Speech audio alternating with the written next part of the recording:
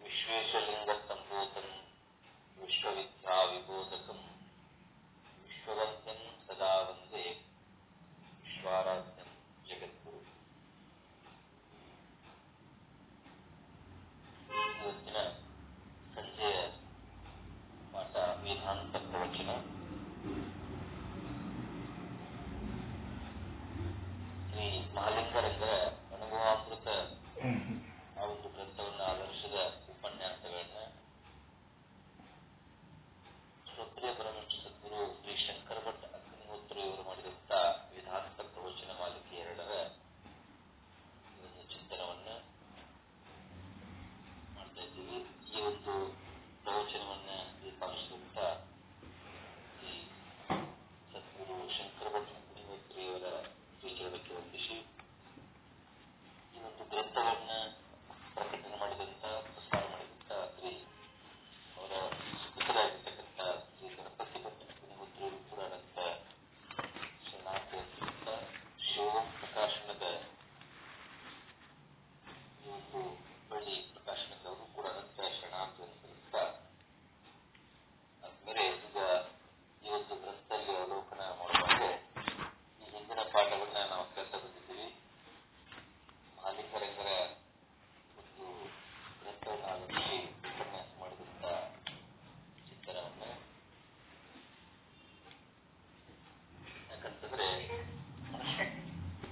ಇದು ಮಾತು ಕೇವಲಮೇವ ಯೌವನ ಮನಚ್ಛೇದ ಗುಟಾರ ವಯಂ ಅಂತ ಹೇಳ್ತಾರೆ.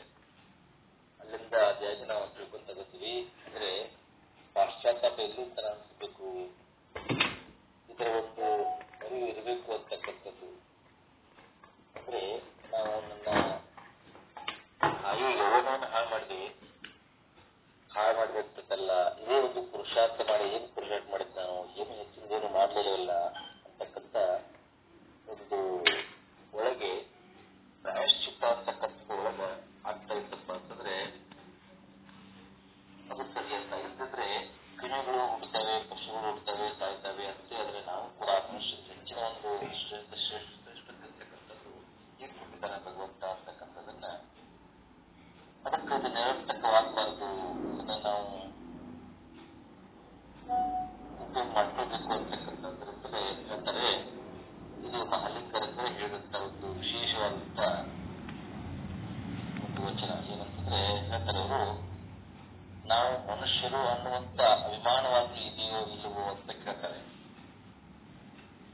ಅದಕ್ಕೆ ನಾವು ಮನುಷ್ಯರು ಎಂಬಂತ ಒಂದು ಅಭಿಮಾನ ಎಲ್ಲರಿಗೂ ಇರ್ತಕ್ಕಂಥ ಅಂತ ಒಂದು ಪಿಡುಗ ಮನುಷ್ಯರತ್ವ, ಆ ಮನುಷ್ಯತ್ವದಕ್ಕೂ ಕೂಡ ಬೇಕು ಅಂತ. ಅದಕ್ಕೆ ಮನುಷ್ಯರಿಗೆ ಮತ್ತು ಪಶುಗಳಿಗೆ ಸಾಮ್ಯತೆಯನ್ನು ಹೇಳ್ತಾ ಅದಕ್ಕೆ ಸಮಾನಗೊಳಿಸುವುದು ತೋರ್ಪು ಅಂತ ಹೇಳ್ತಾರೆ.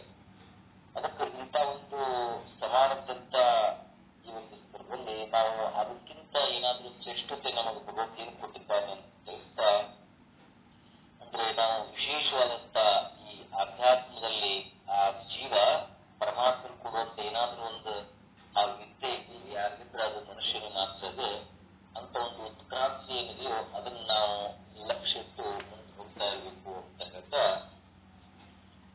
ಆಮೇಲೆ ಇದು ಯಾಕಪ್ಪ ಹೋಗೋದಾದ್ರೆ ಯಾಕೆ ಹೋಗ್ಬೇಕು, ಇದು ಕೇವಲ ನಾವು ನಮ್ಮಲ್ಲಿರ್ತಕ್ಕಂಥ ಏನ ಪಶುತ್ವದ ಆ ಪಶುತ್ವವನ್ನು ಹೋಗಲಕ್ಷ ನಾವು ಮನುಷ್ಯರಾಗಬೇಕು.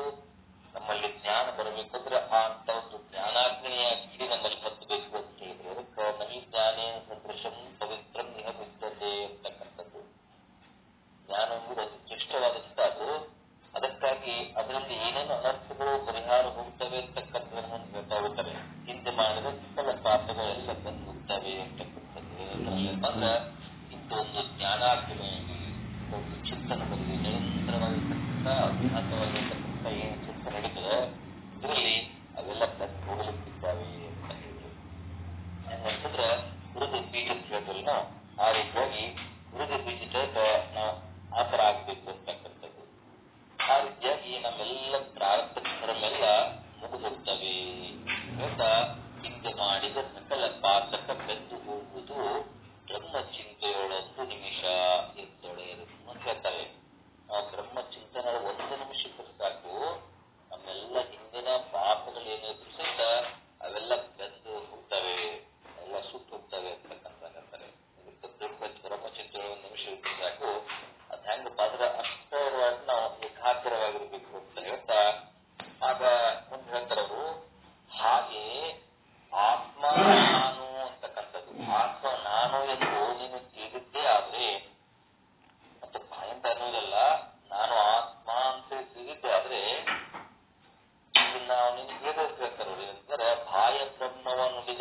ಶಾಸ್ತ್ರದಿ ಮಾಯೆಯೊಳಗೆ ಅಳುವುದೇ ಹೇಳ್ತಾರಂದ್ರೆ ಬಾಯಿಂದ ಅನ್ನೋ ಒಂದು ಏನೋ ಹೇಳ ಬಾಯಿಂದ ಅನ್ನಂತೇಳಿ ಯಾವ ಶಾಸ್ತ್ರ ಇದೆ ಅಂತ ಹೇಳಿಲ್ಲ. ಅದ್ರ ಕೇವಲ ಬಾಯಿಂದ ಹೇಳಿದಲ್ಲದನ್ನ ಏನ್ ಮಾಡ್ಬೇಕಾಗಾದ್ರೆ ತಿಳಿ ಎಂದು ಹೇಳಿದೆ ಹೊರತು ಅದನ್ನ ಬಾಯಿಂದ ಹೇಳುವಂತ ಹೇಳಿಲ್ಲ ಅಂತ. ಅದಕ್ಕೆ ಬಾಯಿಂದ ಅನ್ನಬಹುದು, ಆದ್ರೆ ಅವನು ತಿಳಿದಿರುತ್ತಾನೆ ಎಂದು ಹೇಳಲಿಕ್ಕೆ ಏನು ಪ್ರಮಾಣ ಇದೆ ಅಂತ ಪ್ರಶ್ನೆ. ಹಾಗಾದ್ರೆ ತಿಳಿದದ್ದನ್ನ ಅವನಿಗೆ ಪ್ರಮಾಣ, ಅವನ ಅನುಭವ ಇರ್ತದೆ. ಅವನ ಬಾಯಿಂದ ಅಂದ್ರೂ ಅಷ್ಟೇ ಬಿಟ್ಟರು ಅಷ್ಟೇ. ಆದ್ರೆ ತಿಳುವಳಿಕೆ ಇಲ್ಲದ ಯಾರು ಅಂತಾರೋ ಅವರಿಗೆ ಬಾಯಿ ಬ್ರಹ್ಮಿಗಳು ಅಂತ ಹೇಳ್ತಾರೆ. ಕೇವಲ ಬಾಯಿ ಅಷ್ಟೇ ಅದು, ಆದ್ರೆ ಆಚರಣೆ ಇಲ್ಲ ಅಂತಕ್ಕಂಥದ್ದು. ಹಂಗ ನಾವೆಲ್ಲ ಸಂಗ್ರಹ ಮಾಡ್ತೀವಿ, ಆದ್ರೆ ಆ ಸಂಗ್ರಹ ಮಾಡಿ ಉದಾಹರಣೆಗೆ ನಾವೆಲ್ಲ ಅಡಿಗೆ ಮಾಡಿ ಉಪವಾಸ ಮಲ್ಕೊಂಡಂತ ಎಲ್ಲರೂ ಊಟ ಬಡಿಸ್ತೀವಿ, ಆದ್ರೆ ನಾವು ಉಪವಾಸ ಮಲ್ಕೊಂಡಂಗ ಹಂಗಾಗ್ತೀವಿ ಅಂತ. ಹಂಗ ನಾವೆಲ್ಲರಿಗೂ ಹೇಳ್ತೀವಿ ಮತ್ತು ಕೇಳ್ತೀವಿ, ಅದನ್ನ ಒಳಗ ಬಾಣ ಇದಾಗಿಲ್ಲ ಅಂದ್ರೆ ಒಳಗ ನಾವು ವಿಷಯಲ್ಲಂದ್ರೆ ನಾವು ಊಟ ಮಾಡ್ಲಂದ್ರೆ ಅದನ್ನು ಬಾಯಿ ಬ್ರಹ್ಮಿಗಳು ಮುಖ್ಯ. ಅಂತೂ ತತ್ವ ತಿಳಿದ ಮೇಲೆ ಈ ಸಂಸಾರದ ತಾಪ ಉಂಟಾಗುವುದು ಅವರಿಗೆ ಗೊತ್ತಾಗುದಿಲ್ಲ ಅಂತಕ್ಕಂಥದ್ದು. ಏನೋ ಕೇವಲ ತತ್ವ ತಿಳಿದ ಮೇಲೆ ಅದು ಬಾಣ ಮುಂದುವರಿದು ಕೇವಲ ತತ್ವ ಇಷ್ಟ ಆದ್ರೂ ತಿಳಿ, ಆ ತಿಳಿದ ಮೇಲೆ ನಿನ್ನ ಸಂಸಾರದ ತಾಪ ಏನಾಗ್ತದಲ್ಲ ಅದರ ಒಂದಿಷ್ಟು ಶಮನ ಆಗ್ತದೆ ಅಂತ.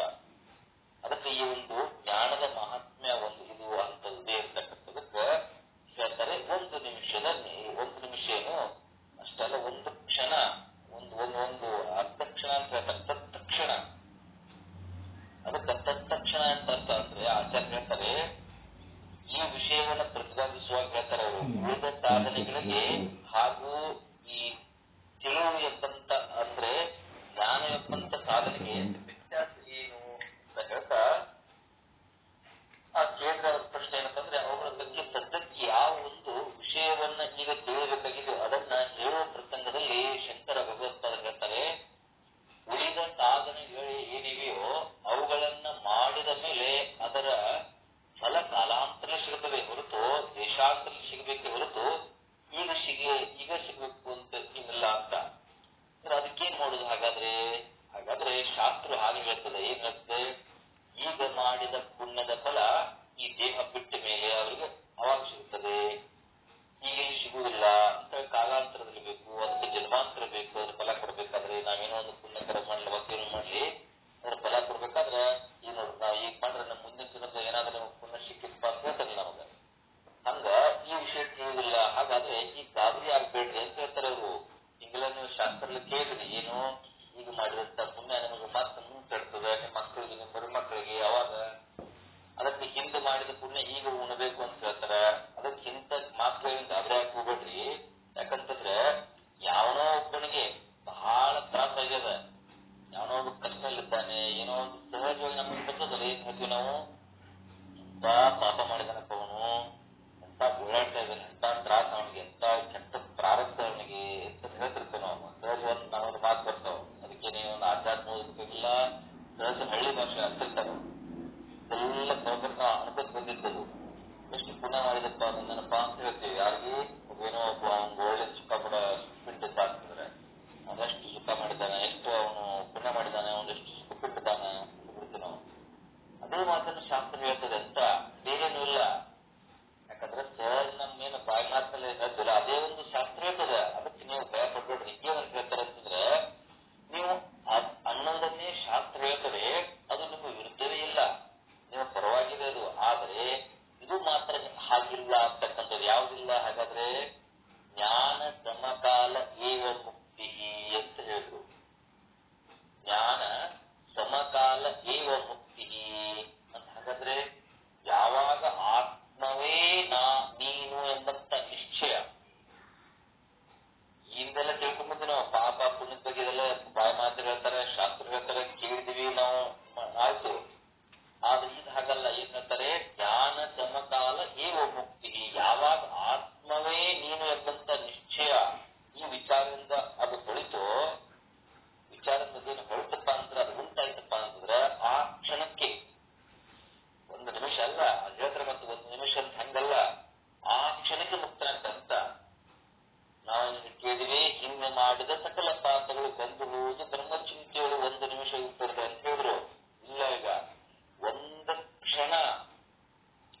ಮನುಷ್ಯನ ಅಂತ.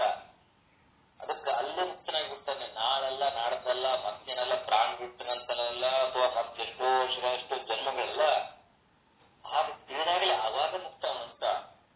ಆದ್ರೆ ಉಳಿದ ಸಾಧನೆ ಆಗಲ್ಲ. ಅದಕ್ಕೆ ಫಲ ಕೊಡಲು ಅವಧಿ ಬೇಕಾಗ್ತದೆ. ಜನ್ಮಾಂತರ, ದೇಶಾಂತರ, ಕಾಲಾಂತರ ಇವೆಲ್ಲ ಫಲ ಕೊಡ್ಬೇಕಾಗ್ತದೆ. ಅದು ಇದು ಹಾಗಲ್ಲ. ಯಾವಾಗ ನೀ ಜ್ಞಾನ ಪಡ್ಕೊಂಡ್ರೆ ಅಂತ ಒಂದು ಅರಗಳಿಗೆ ಸಾಕು ಅಂತ ಹೇಳ್ತಾರೆ. ಒಂದೇ ವೈಶಿಷ್ಟ್ಯ ಜ್ಞಾನಕ್ಕೂ ಒಳ್ಳೇದು ಅಂತ. ಅದಕ್ಕೆ ಮುಂದೆ ವರ್ಣನೆ ಮಾಡ್ತಾ ಅದನ್ನ ಹೇಳ್ತಾರೆ. ಅಂದ್ರೆ ಈ ಜ್ಞಾನದ ಸ್ಥಿತಿ ಹೇಗ್ ಮಾಡ್ತಾರೆ ಅಂತಂದ್ರೆ, ತಂದೆ ತಾಯಿಗಳು ಧನ್ಯರಾತನ ಬಂಧುಗಳು ಕುಲವೆಲ್ಲ ಪಾವನ ಅಂತ ಹೇಳಿದ್ರು. ಏನ್ ಹೇಳಿದ್ರು? ತಂದೆ ತಾಯಿಗಳು ಧನ್ಯ, ಆತನ ಬಂಧು ಬಳಗವೆಲ್ಲವೂ ಏನು ಪಾವನ. ಯಾರದ್ದು? ಜ್ಞಾನಿದು ಅಂತ ಹೇಳ್ಬೋದು. ಒಬ್ಬನು ಒಂದು ಮನಸ್ಸಿನಲ್ಲಿ ಜ್ಞಾನಿ ಪುರುಷ ಆದ, ಒಬ್ಬ ಜ್ಞಾನಿ ಪುರುಷ ಅದ ಅಂತಂದ್ರೆ, ಅಥವಾ ಸ್ತ್ರೀಯಲ್ಲಿ ಒಬ್ಬಳು ಬ್ರಹ್ಮವಾದಿನಿಯಾದಳು ಅಂತ ಅನ್ನೋಣ, ಬ್ರಹ್ಮಜ್ಞಾನಿ ಇದ್ದಾರೆ ತಿಳ್ಕೊಳ್ಳೋಣ, ಶುದ್ಧ ಗರ್ಭಿಣಿಯದ ಅಂತ ಅನ್ಕೋಣ. ಆಗ ಅವನ ಮತ್ತು ಅವಳ ಆಕೆಯ ತಂದೆ ತಾಯಿಗಳು ಧನ್ಯರು, ಆತನ ಬಂಧುಗಳು ಧನ್ಯರು, ಕುಲವೆಲ್ಲ ನೋಡ್ರಿ, ಕುಲವೆಲ್ಲ ಪಾವನ. ಅವನ ತನ್ನ ಕುಲವನ್ನೇ ಪಾವನ ಮಾಡಿದನು. ನೋಡ್ರಿ ಎಷ್ಟು ಅದ್ಭುತ. ಅಂತವನು ಒಬ್ಬನು ಹುಟ್ಟಿದ್ರೆ ಸಾಕು, ಅವನಿಂದ ಎಲ್ಲರೂ ಆನಂದ ಸಿಗ್ತದೆ, ಎಲ್ಲರಿಗೂ ಆನಂದ ಸಿಗ್ತದೆ ಅವನಿಂದ. ಅದು ವರ್ಣನೆ ಮತ್ತು ಅದರ ಮಹತ್ವ ಹೇಳ್ತಾರೆ. ಅವನು ಬಂದು ನಿಂದೆಡೆಲ್ಲ ಪುಣ್ಯ ಕ್ಷೇತ್ರವೆನಿಸುವುದು. ಅವನು ಎಲ್ಲೆಲ್ಲಿ ಬಂದು ನಿಲ್ತಾನೆ, ಎಲ್ಲೆಲ್ಲಿ ಪಾದ ಹಾಕ್ತಾನೆ, ಅದೆಲ್ಲ ಕ್ಷೇತ್ರವಾಗಿಬಿಡ್ತದೆ. ಒಬ್ಬ ಜ್ಞಾನಿ ಇಂಥ ಒಂದು ಸ್ಥಳದಲ್ಲಿ ಬರಲಿ, ಏನೇ ಬರಲಿ, ಆ ಒಂದು ಸ್ಥಳ ಏನಾಗ್ತದೆ? ಪುಣ್ಯ ಕ್ಷೇತ್ರವಾಗ್ತದೆ ಅಂತಕ್ಕಂಥದ್ದು. ಅದಕ್ಕೆ ನಾವು ಅನುಭವ ತೋರಿಸ್ತಾರೆ. ಗುರುಗಳು ಹೇಳ್ತಾರಲ್ಲ, ಗೋಕರ್ಣ ಕ್ಷೇತ್ರ ಅಂತ ಬಿಡ್ತಾರೆ ಅವರು. ಗುರುಗಳು ಎಲ್ಲಿ ಬಂದಾರ ಅವ ಕ್ಷೇತ್ರ ಆಗಿಬಿಟ್ಟಾವ. ಈಗ ಹಂಗ ಬಂದು ನಿಂದಡಿ ಎಲ್ಲ ಪುಣ್ಯ ಕ್ಷೇತ್ರವೆನಿಸುವುದು. ಯಾರಿಂದ? ಜ್ಞಾನಿಗಳು ಬಂದು ಹೋದ್ರಪ್ಪ ಅಂದ್ರ ಅವು ಪುಣ್ಯಕ್ಷೇತ್ರಗಳೇ. ಪುಣ್ಯಕ್ಷೇತ್ರಗಳು ನಾವು ಎಷ್ಟೋ ಸ್ಥಳಗಳು ಹೋಗ್ತೇವೆ ಅಂತ, ಎಷ್ಟೋ ಸ್ಥಳಗಳು ನಮಗ ಗುರ್ತದಾವ. ಅಲ್ಲಿ ಹೋಗ್ತೇವೆ, ಬರ್ತೇವೆ, ಏನೋ ಮಾಡ್ಬೇಕು ಅದನ್ನ ಮಾಡ್ತೇವೆ. ಅಲ್ಲೆಲ್ಲ ಪುಣ್ಯಕ್ರಮ ಹೋಗ್ಬೇಕು, ಅಲ್ಲೆಲ್ಲ ವಿಧಿ ವಿಧಾನವಾಗಿ ಮಾಡ್ತೇವೆ ನಾವು. ಆದ್ರೆ ನೋಡು, ಇನ್ನೊಂದು ಗುಟ್ಟಿನ ಮಾತು ಅಂತ ಹೇಳ್ತಾರೆ. ಏನು ಗುಟ್ಟಿನ ಮಾತು? ಈ ಕ್ಷೇತ್ರ ಇರಲಿ, ಇವು ಅಲ್ಲವೆಂದು ನಾವು ನನಗ ಹೇಳಿಲ್ಲ, ಅವು ಕ್ಷೇತ್ರಗಳೇ. ಈಗ ಹೇಳಿಲ್ಲ ನಾವು, ಬಂದು ನಿಂದಡಿಯಲ್ಲೇ ಪುಣ್ಯಕ್ಷೇತ್ರ ಅಂತೇಳಿ. ಈ ಕ್ಷೇತ್ರದಲ್ಲ, ಏನ್ ಅನ್ಕೊಂಡಿದ್ರಲ್ಲ ಅವು ಕ್ಷೇತ್ರ ಹೌದೇ, ಅವು ಪುಣ್ಯಕ್ಷೇತ್ರಗಳೇ. ಆದರೆ ಆ ಒಂದು ಜ್ಞಾನಿ ಪುರುಷ, ಯಾವ ಜ್ಞಾನಿ ಪುರುಷ, ಯಾವ ಮನುಷ್ಯನಲ್ಲಿ ಒಂದು ಒಬ್ಬ ಜ್ಞಾನಿ ಪುರುಷ ಅಥವಾ ಬ್ರಹ್ಮವಾದಿನಿ ಅಂತ ಹುಡ್ತಾರೆ, ಅಂತ ಒಂದು ಜ್ಞಾನಿ ಪುರುಷ ಎಲ್ಲಿ ನಿಂತಿರ್ತಾನೋ, ಎಲ್ಲಿ ಕುಳಿತಿರ್ತಾನೋ, ಎಲ್ಲಿ ಮಲಗಿರ್ತಾನೋ, ಅದೇ ಪುಣ್ಯಕ್ಷೇತ್ರ ನೋಡು. ಆ ಪುಣ್ಯಕ್ಷೇತ್ರಕ್ಕೆ ಪುಣ್ಯತ್ವ, ಪಾವಿತ್ರ್ಯ, ಅವನ ಸಾನ್ನಿಧ್ಯದಿಂದ ಎಲ್ಲ ಕೂಡ ಬಂದು ಬಿಡ್ತದೆ. ಆ ಒಂದು ಕ್ಷೇತ್ರಕ್ಕೆ ಅಂತ ಕ್ಷೇತ್ರ ಇರಲದು, ಇಂಥ ಒಂದು ಜಾಗನೇ ಇರಲದು. ಅಲ್ಲೊಂದು ಅದೊಂದು ವಿಶೇಷವಾದಂತ ಸಾನ್ನಿಧ್ಯ ಬಂದು ಬಿಡ್ತದೆ, ಪುಣ್ಯತ್ವ ಬಂದು ಪಾವಿತ್ರ್ಯ ಬಂದು ಬಿಡ್ತದೆ. ಮತ್ತು ಅವನ ತಪಸ್ಸಿನಿಂದ ಎಲ್ಲ ಕೂಡ ಬರ್ತದೆ ಅಂತಕ್ಕಂಥದ್ದು. ಯಾರ ತಪಸ್ಸಿನಿಂದ? ಒಂದು ಜ್ಞಾನಿ ತಪಸ್ಸಿನಿಂದ. ತಪಸ್ಸಂದ್ರೆ ಹೋಗಿ ಎಲ್ಲ ಫುಡ್ಡು ಕುಡುದಲ್ಲ, ಆ ಒಂದು ಜ್ಞಾನವನ್ನು ಪಡ್ಕೊಂಡು ಅದನ್ನ ಅನುಭವಿಸಿ ಒಳಗೆ ಬಾಣ ಮಾಡ್ಕೊಳ್ಳೋದು, ಅದೇ ದೊಡ್ಡ ತಪಸ್ಸು. ಈಗ ನಾವು ಏನೋ ಒಂದು ಸಮಯ ಕೊಡ್ತೇವೆ, ಸಾಗಿದು ಇದೊಂದು ತಪಸ್ಸೆ. ಹಿಂಗ ಇಂಥ ಒಂದು ತಪಸ್ಸನ್ನು ಮಾಡ್ತಾ ಮಾಡ್ತಾ ಮಾಡ್ತಾ ಆ ಒಂದು ಜ್ಞಾನಿ ಎಲ್ಲೆಲ್ಲಿ ಹೋಗ್ತಾನೆ ಅಲ್ಲೆಲ್ಲವೂ ಕ್ಷೇತ್ರ ಆಗ್ತದೆ. ಆ ಒಂದು ಕ್ಷೇತ್ರದ ಪುಣ್ಯತ್ವ, ಪವಿತ್ರತೆಯನ್ನು ವೃದ್ಧಿ ಆಗ್ತಾ ಹೋಗ್ತದೆ ಅಂತ. ಅದಕ್ಕೆ ಜ್ಞಾನದಿಂದ ಇದೆಲ್ಲವೂ ಬರ್ತದೆ. ಅಂತವರು ವಾಸ ಮಾಡಿದಂತ ಒಂದು ಸ್ಥಾನಕ್ಕೆ, ಹಿಂದೆ ವಾಸ ಮಾಡಿದ ಸ್ಥಳಕ್ಕೆ ನಾವು ಈ ಪುಣ್ಯಕ್ಷೇತ್ರ ಅಂತ ಹೇಳ್ತೇವೆ. ಆದ್ರೆ ಈಗ ಅವರು ಅವೇನಪ್ಪ ಅಂದ್ರೆ ತಮ್ಮ ಪಾವನ ಒಂದು ಶಕ್ತಿ ಕಳೆದು ಕೊಂಡಿದ್ದ ಆಯ್ತು ಈಗ. ಆದ್ರೆ ಈಗ ಬಹುತೇಕ ಕಳ್ಳರು ಇದ್ದಾರೆ. ಯಾಕಂದ್ರೆ ಕಳ್ಳರು, ಕಾಕರು ಮುಂತಾದರಲ್ಲಿ ಇದ್ರಾಯ್ತು, ಅದ್ರ ಬದಲಾಗ್ತವೆ. ಅದಕ್ಕೇನು ಮಾಡುವುದು ಅಂತ ಒಂದು ಪ್ರಶ್ನೆ. ಏನಂತಂದ್ರೆ, ಈಗ ಹಿಂದೆ ವಾಸ ಮಾಡಿದಂತ ಸ್ಥಳಕ್ಕೆ ಈಗ ನಾವು ಪುಣ್ಯಕ್ಷೇತ್ರ ಅಂತ ಹೇಳ್ತೇವೆ, ಹೌದಾ? ಆದ್ರೆ ಈಗ ಅವು ಏನಪ್ಪಾ ಅಂದ್ರ ಈ ಪಾವನ ಶಕ್ತಿ ಕಳ್ಕೊಂಡು, ಒಂದು ಶಕ್ತಿ ಒಂದು ಏನೋ ಒಂದು ಪವರ್ ಕಳ್ಕೊಂಡು ಕೊಂಡಾಯ್ತದಲ್ಲ ಅಂತ ಅಂದ್ರೆ, ಈಗ ಬಹುತೇಕ ಅಲ್ಲಿ ಏನಾಗಿರ್ತದೆ ಅಂದ್ರೆ ಕಳೆದು ಕಾಕರೇ ಅಲ್ಲಿ ತುಂಬಿಟ್ಟಿರ್ತಾರೆ ಇದ್ದಲ್ಲ. ಅದಕ್ಕೇನ್ ಮಾಡುದು ಅಂತಕ್ಕಂಥ ಪ್ರಶ್ನೆ ಬಂದಾಗ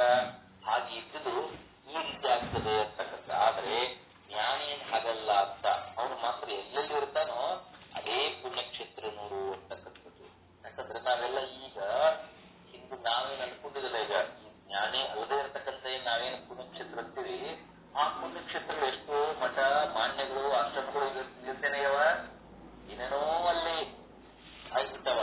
ಕಳ್ಳ ಕಾತರ ಬಿಡ್ತಾರ, ಮತ್ತೇನೋ ಆಗ್ಯದ, ಏನೇನೋ ಆಗಿರ್ತಾರ ತಿಳ್ಕೊಂಡಿವಿ. ಆದ್ರ ಇಲ್ಲಿ ಹಂಗಲ್ಲ ಅಂತ ಹೇಳ್ತಾರೆ ಅವರು. ಅದಕ್ಕೇನ್ ಮಾಡೋದು ನಿಮ್ಮಲ್ಲಿ ಪ್ರಶ್ನೆ ಬಂದಾಗ, ಇಲ್ಲಿ ಹಂಗಲ್ಲ ಏನಪ್ಪಾ ಅಂತಂದ್ರೆ, ಜ್ಞಾನಿಯದ ಹಂಗಲ್ಲ, ಅವನು ಮಾತ್ರ ಎಲ್ಲೆಲ್ಲಿ ಇರ್ತಾನೋ ಅದೇ ಪುಣ್ಯಕ್ಷೇತ್ರ ನೋಡು. ಎಷ್ಟು ಕಡೆಗಳಲ್ಲಿ ಅದನ್ನ ನಾವು ನೋಡ್ತೇವೆ. ಇದಕ್ಕೆ ಆಗುವುದಂತ ಎಲ್ಲ ಏನೇ ಜ್ಞಾನಿಗಳಿದ್ದಾರೋ ಅವ್ರು ಎಲ್ಲಿ ವಾಸ ಮಾಡ್ಲಿ, ಎಲ್ಲೇ ಒಂದು ದಿವಸದಲ್ಲಿ ಆ ಸ್ಥಳದಲ್ಲಿ 8 ದಿನ ಇರಲಿ, ತಿಂಗಳು ಇರಲಿ, ಎಲ್ಲೇ ವಾಸ ಮಾಡಿದ್ರು, ಯಾವ್ಯಾವ ಊರಲ್ಲಿ ಯಾವ್ಯಾವ ಎಲ್ಲಿ ವಾಸ ಮಾಡಿದ್ದಾರೋ ಅವರ ಗುರುತಿಗಾಗಿ ಒಂದು ಜಾಗೇನೇ ಮಾಡಿಬಿಟ್ಟಿದ್ದಾರೆ. ಇಂತಹ ಅವ್ರ ಒಂದು ಹೆಸರಿನಿಂದ ಒಂದು ಮಠ, ಆಶ್ರಮ ಎಲ್ಲ ಮಾಡಿದ್ದಾರೆ, ಸ್ಮಾರಕ ಮಾಡಿದ್ದಾರೆ. ಅಂದ್ರೆ ನಮ್ಮ ಊರಿನ ಸಹ, ನಮ್ಮ ಊರಿನಲ್ಲೂ ಸಾಕಷ್ಟು ನೋಡ್ತೀವಿ. ಅವರ ಒಂದು ಪಾದ ಇಲ್ಲೂ ಇದ್ದಾವ ಅಂತ ಹೇಳ್ತಾರೆ.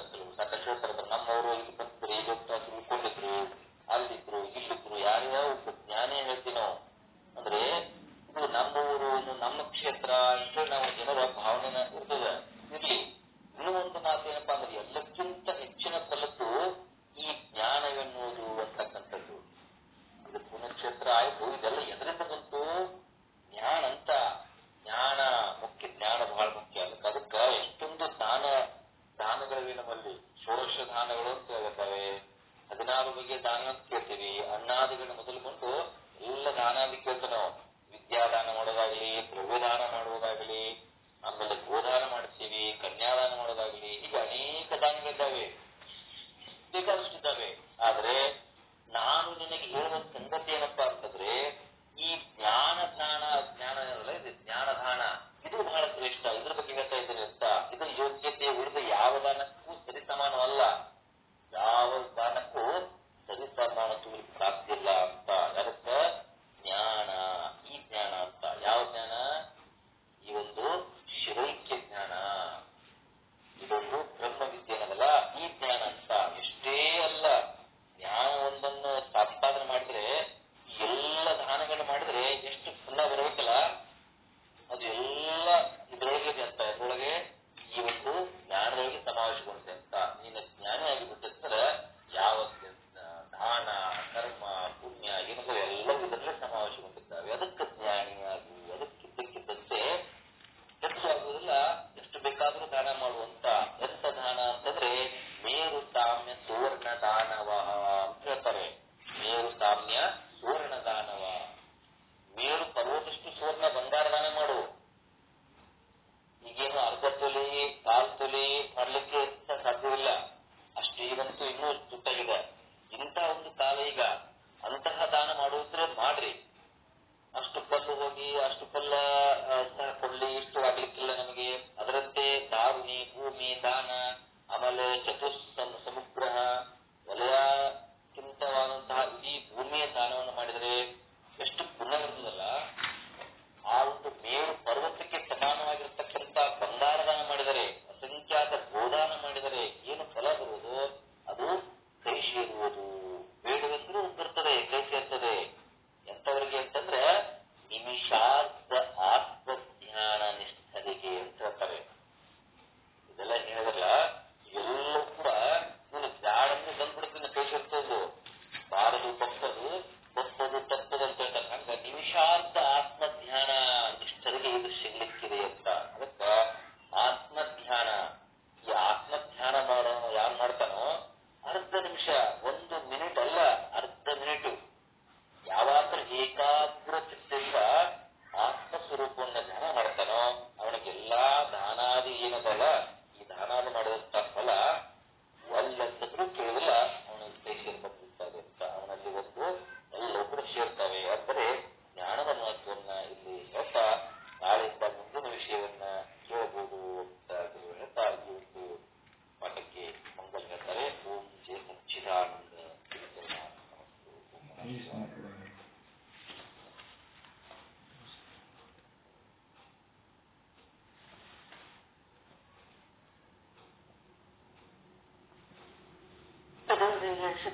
ಸದ್ಗುರು ಪ್ರಕಾಶ್ ಒಂದು ನಿಮಿಷ ಮಾತ್ರ ಚಿಂತನೆಯಲ್ಲಿದ್ರೆ ನಮ್ಮ ಕರ್ಮಗಳೆಲ್ಲ ಸುಟ್ಟು ಹೋಗ್ತಾವೆ. ಕೇವಲ ಬಾಯಿಂದ ಹೇಳಿದ್ರೆ ಆಗುದಿಲ್ಲ, ಅದು ಆಚರಣೆಯಲ್ಲಿಟ್ಟಿದ್ರೆ ಮಾತ್ರ ಅವರು ಜ್ಞಾನಿ ಅನಿಸ್ಕೊಳ್ತಾರ. ಬಾಹ್ಯ ಬ್ರಹ್ಮಿಗಳು, ಈ ಜ್ಞಾನಿಗಳು ಹೆಂಗಿರ್ತಾರಲ್ಲ, ಬಾಹ್ಯ ಬ್ರಹ್ಮಿಗಳು ಯಾವಾಗ ಆತ್ಮವೇ ನಾನು ಎಂಬ ಒಂದು ನಿಶ್ಚಯ ವಿಚಾರದಿಂದ ಉಂಟಾದ್ರ ಆ ಕ್ಷಣಕ್ಕರೆ ಅವ ಮುಕ್ತಾಗಿ ಹೋಗ್ತಾನ. ತಂದೆ ತಾಯಿಗಳು ಧನ್ಯ ಆಗ್ತಾರ. ಮತ್ತ ಅವನ ಬಂಧು ಬಳಗವೆಲ್ಲ 3 ತಲೆಮಾರು ಅಂತ ಹೇಳ್ತಾರ. 3 ತಲೆಮಾರು ಬಂಧು ಬಳಗವೆಲ್ಲ ಪಾವನವಾಗಿ ಹೋಗ್ತೈತಿ. ಅವನು ಜ್ಞಾನಿ ಬಂದು ನಿಂತ ಸ್ಥಳ ಪಾವನ ಕ್ಷೇತ್ರ ಆಗ್ತೈತಿ. ಪಾನ ಮಾಡಿಕೊಳ್ಳೋದೇನೆ ಅಲ್ಲಿ ತಪಸ್ಸು ಅನಿಸ್ಕೊತೈತಿ. ಜ್ಞಾನಿ ಏನಿರ್ತಾನೋ ಅದೇ ಪುಣ್ಯಕ್ಷೇತ್ರ. ದಾನಾದಿ ಪುಣ್ಯ ಫಲಗಳನ್ನ ಸ್ವೀಕರಿಸಿದ್ರು ಅವನಿಗೆ, ಅವ ಸ್ವೀಕಾರ ಮಾಡದೇ ಇದ್ರು, ಅವ ತಿರಸ್ಕಾರ ಮಾಡಿದ್ರು ಕೂಡ ಅವಾಗವೇ ಅವನಿಗೆ ಬಂದು ಸೇರ್ತಾವ ಅಂತ ಹೇಳಿ ಒಂದು ಜ್ಞಾನಿಯ ಸ್ಥಿತಿಯನ್ನ ನಮ್ಗೆಲ್ಲ ತಿಳಿಸಿಕೊಟ್ಟ ಸದ್ಗುರು ಶ್ರೀ ಪ್ರಕಾಶ್ ಕಂಬಿಗುರುಗಳಿಗೆ ಅನಂತ ಧನ್ಯವಾದಗಳು. ಇನ್ನ ಮುಂದಿನ ವಿಚಾರವನ್ನ ಶ್ರೀ ಮಹಾಲಿಂಗರಂಗರ ವಿಚಾರವನ್ನ ನನಗೆಲ್ಲ ಬೋಧನೆ ಮಾಡಬೇಕಾಗಿ ಸದ್ಗುರುಗಳಲ್ಲಿ ಪ್ರಾರ್ಥನೆ. ಮಾತಾಡ್ರಿ, ಇನ್ಯಾರು ಮಾತಾಡ, ಇನ್ನ ಏನಾರ ಹೇಳೋರಿದ್ರೆ ಹೇಳ್ರಿ. ಯಾರು ಹೇಳ್ತೀನಿ ಅಡ್ರೆಸ್ ಮಾಡಿ, ಏನಾರ ನಿಮ್ ವಿಚಾರಗಳು ಹೇಳ್ರಿ.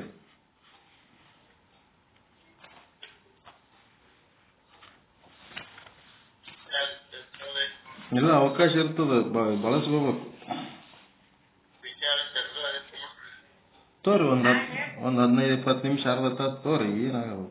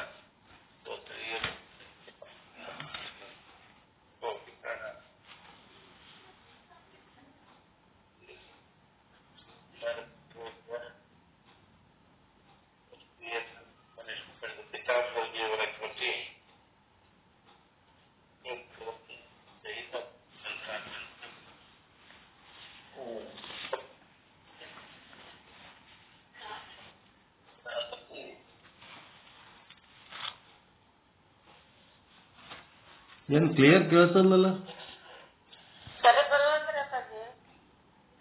ಕ್ಲಿಯರ್ ಬರಲ್ಲ. ಏನ್ ಆಗ್ಲಕತ್ತ ನೋಡ್ರಿ.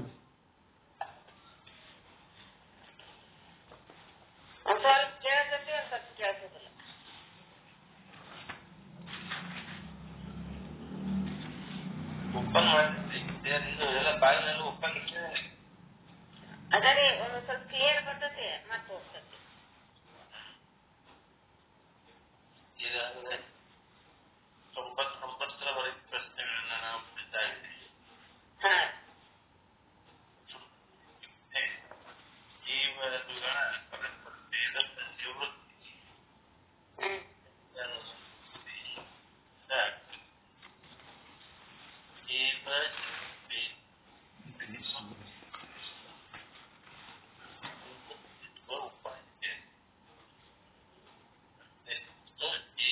ಜಡತೆಯನ್ನು ಮತ್ತು ಅದನ್ನ ನಿವೃತ್ತಿ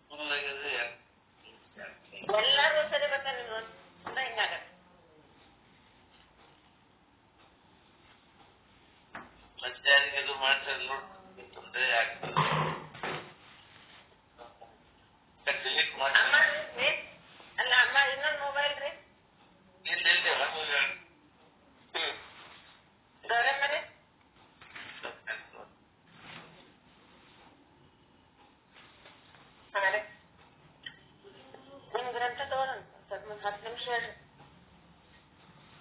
ಹಾ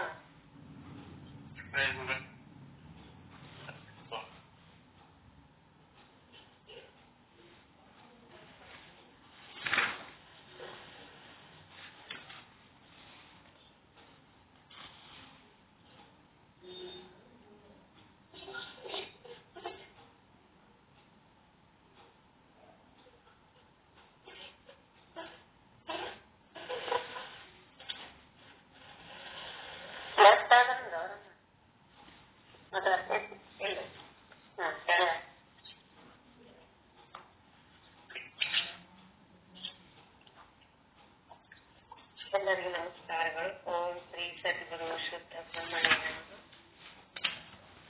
ಈ ಮಧ್ಯಾಹ್ನದ ಜ್ಞಾನದ ಕಾರ್ಯಕ್ರಮದಲ್ಲಿ ಪ್ರಾರಂಭದಲ್ಲಿ ಕಾರ್ಯಕ್ರಮ ಪ್ರಪ್ರಥಮವಾಗಿ ಶುದ್ಧ ಬ್ರಹ್ಮಜ್ಞಾನ ಪಡೆದುಕೊಳ್ಳದಂತ ಬ್ರಹ್ಮಲೀನ ಸದ್ಗುರು ಪಂಡಿತ ಪೀತಾಂಬರಜಿಯವರನ್ನು ಹಾಗೂ ಸಾಧು ಶ್ರೀ ನಿಶ್ಚಲ್ ದಾಸ್ತಿಯವರನ್ನು ಮನದಲ್ಲಿ ಅವರ ಶ್ರೀಪಾದಗಳಿಗೆ ಅನಂತ ಭಕ್ತಿ ಪ್ರಣಾಮ ಸಲ್ಲಿಸುತ್ತೆ. ಶುದ್ಧ ಬ್ರಹ್ಮಜ್ಞಾನ ಪೀಠದ ಕರ್ತೋಳಂತ ಸದ್ಗುರು ಶ್ರೀ ಶರಣ ಸಪ್ಪಾಜಿಯವರ ಶ್ರೀಪಾದಗಳಲ್ಲಿಯೂ ಅನಂತ ಭಕ್ತಿ ಪ್ರಣಾಮ ಸಲ್ಲಿಸುತ್ತೆ. ಇಲ್ಲಿ ಉಪಸ್ಥಿತರಿದ್ದು ಆಲಿಸುತ್ತಿರುವಂತಹ ಎಲ್ಲ ಶುದ್ಧ ಬ್ರಹ್ಮನಿಷ್ಠ ಸದ್ಗುರುಗಳ ಶ್ರೀಪಾದಗಳಲ್ಲಿಯೂ ಅನಂತ ಭಕ್ತಿ ಪ್ರಣಾಮ ಸಲ್ಲಿಸುತ್ತೆ. ಈ ಸುಲಭ ಆತ್ಮಜ್ಞಾನ ಬೋಧಕರಾದಂತಹ ಸಮರ್ಥ ಶ್ರೀ ಸದ್ಗುರು ಗಣಪತರಾವ್ ಮಹಾರಾಜ್ ಕರ್ನೂರು ಶ್ರೀ ಗುರುಗಳ ಪಾದಗಳು ಅನಂತ ಭಕ್ತಿ ಪ್ರಣಾಮ ಸಲ್ಲಿಸುತ್ತೆ. ಈ ಶಿವೋಹಮದ ಸಾಧನ ಅಂತಕ್ಕಂಥದನ್ನ ಪ್ರಕರಣದ ಶಿವೋಹಮದ ಸಾಧನ ಅಂತಕ್ಕಂಥ ವಿಷಯ ನೋಡ್ತಾ ಇದ್ವಿ. ಜ್ಞಾನಿಗಳು ನಿರ್ವಿಮಾನತೆಯ ಪ್ರಮುಖವೇನೆಂದರೆ ಎಲ್ಲರೊಡನೆಯೂ ಅವರ ವರ್ತನೆಯು ನೀವು ಹೇಗೆ ಹೇಳುತ್ತೀರಿ ಹಾಗೆ ಎಂಬ ರೀತಿಯದಾಗಿರ್ಬೋದು. ಜ್ಞಾನಿಗಳು ಯಾವಾಗಲೂ ನಿರಭಿಮಾನದಿಂದಲೇ ಇರ್ತಾರೆ.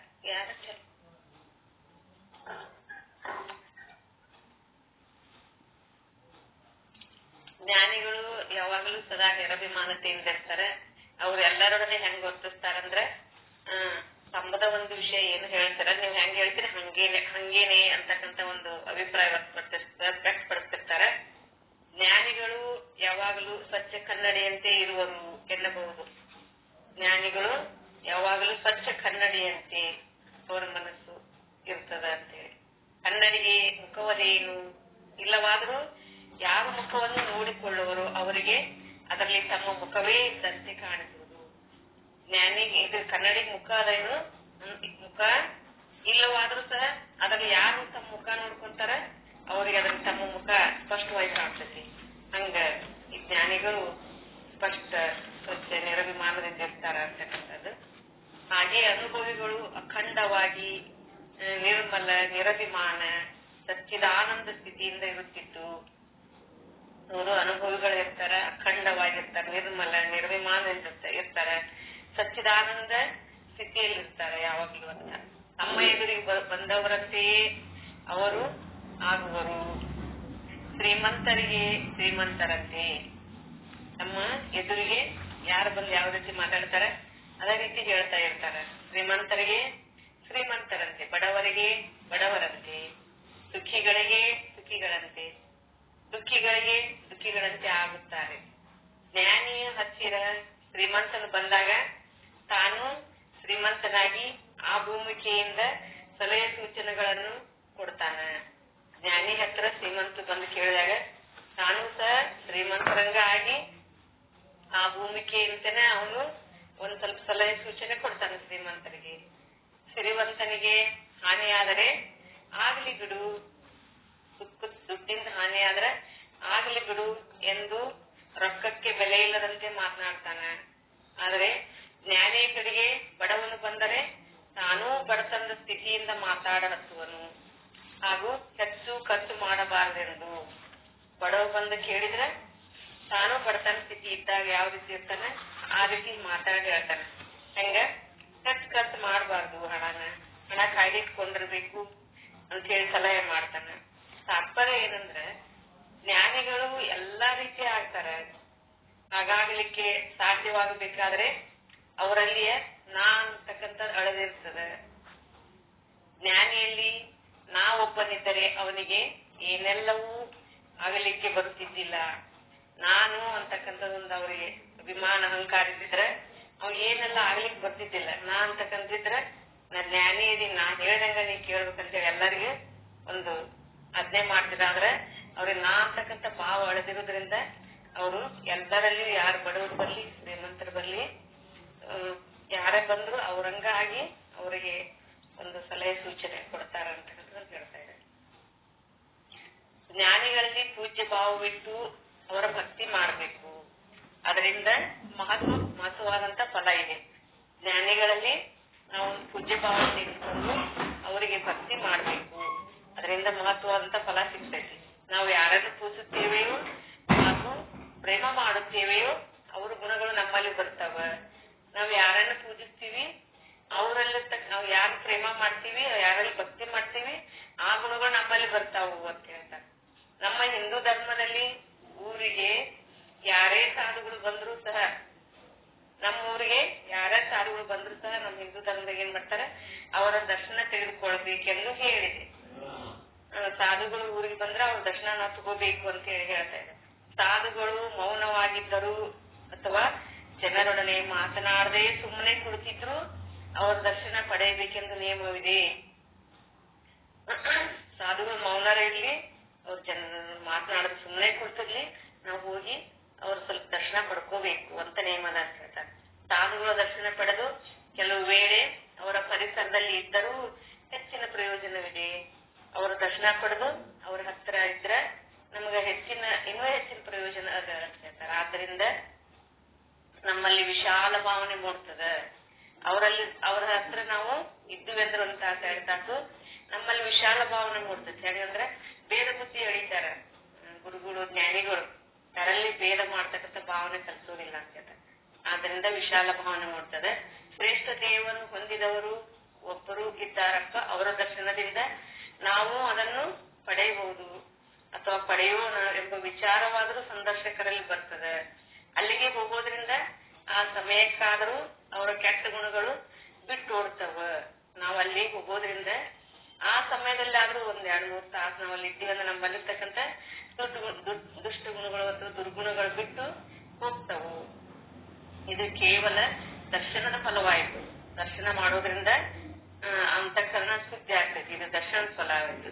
ಇನ್ನು ಜ್ಞಾನಿಗಳನ್ನು ಆಶ್ರಯಿಸಿ ಅವರ ಭಕ್ತಿ ಮಾಡಿದ್ರೆ, ಸದಾ ಜ್ಞಾನಿಗಳ ಸೇವೆ ಮಾಡ್ತಾ ಇದ್ರೆ ಅವ್ರ ಭಕ್ತಿ ಮಾಡಿದ್ರೆ ಆ ಗುರು ಭಕ್ತರ ವೃತ್ತಿಯೇ ಬದಲಾಗ್ತದೆ.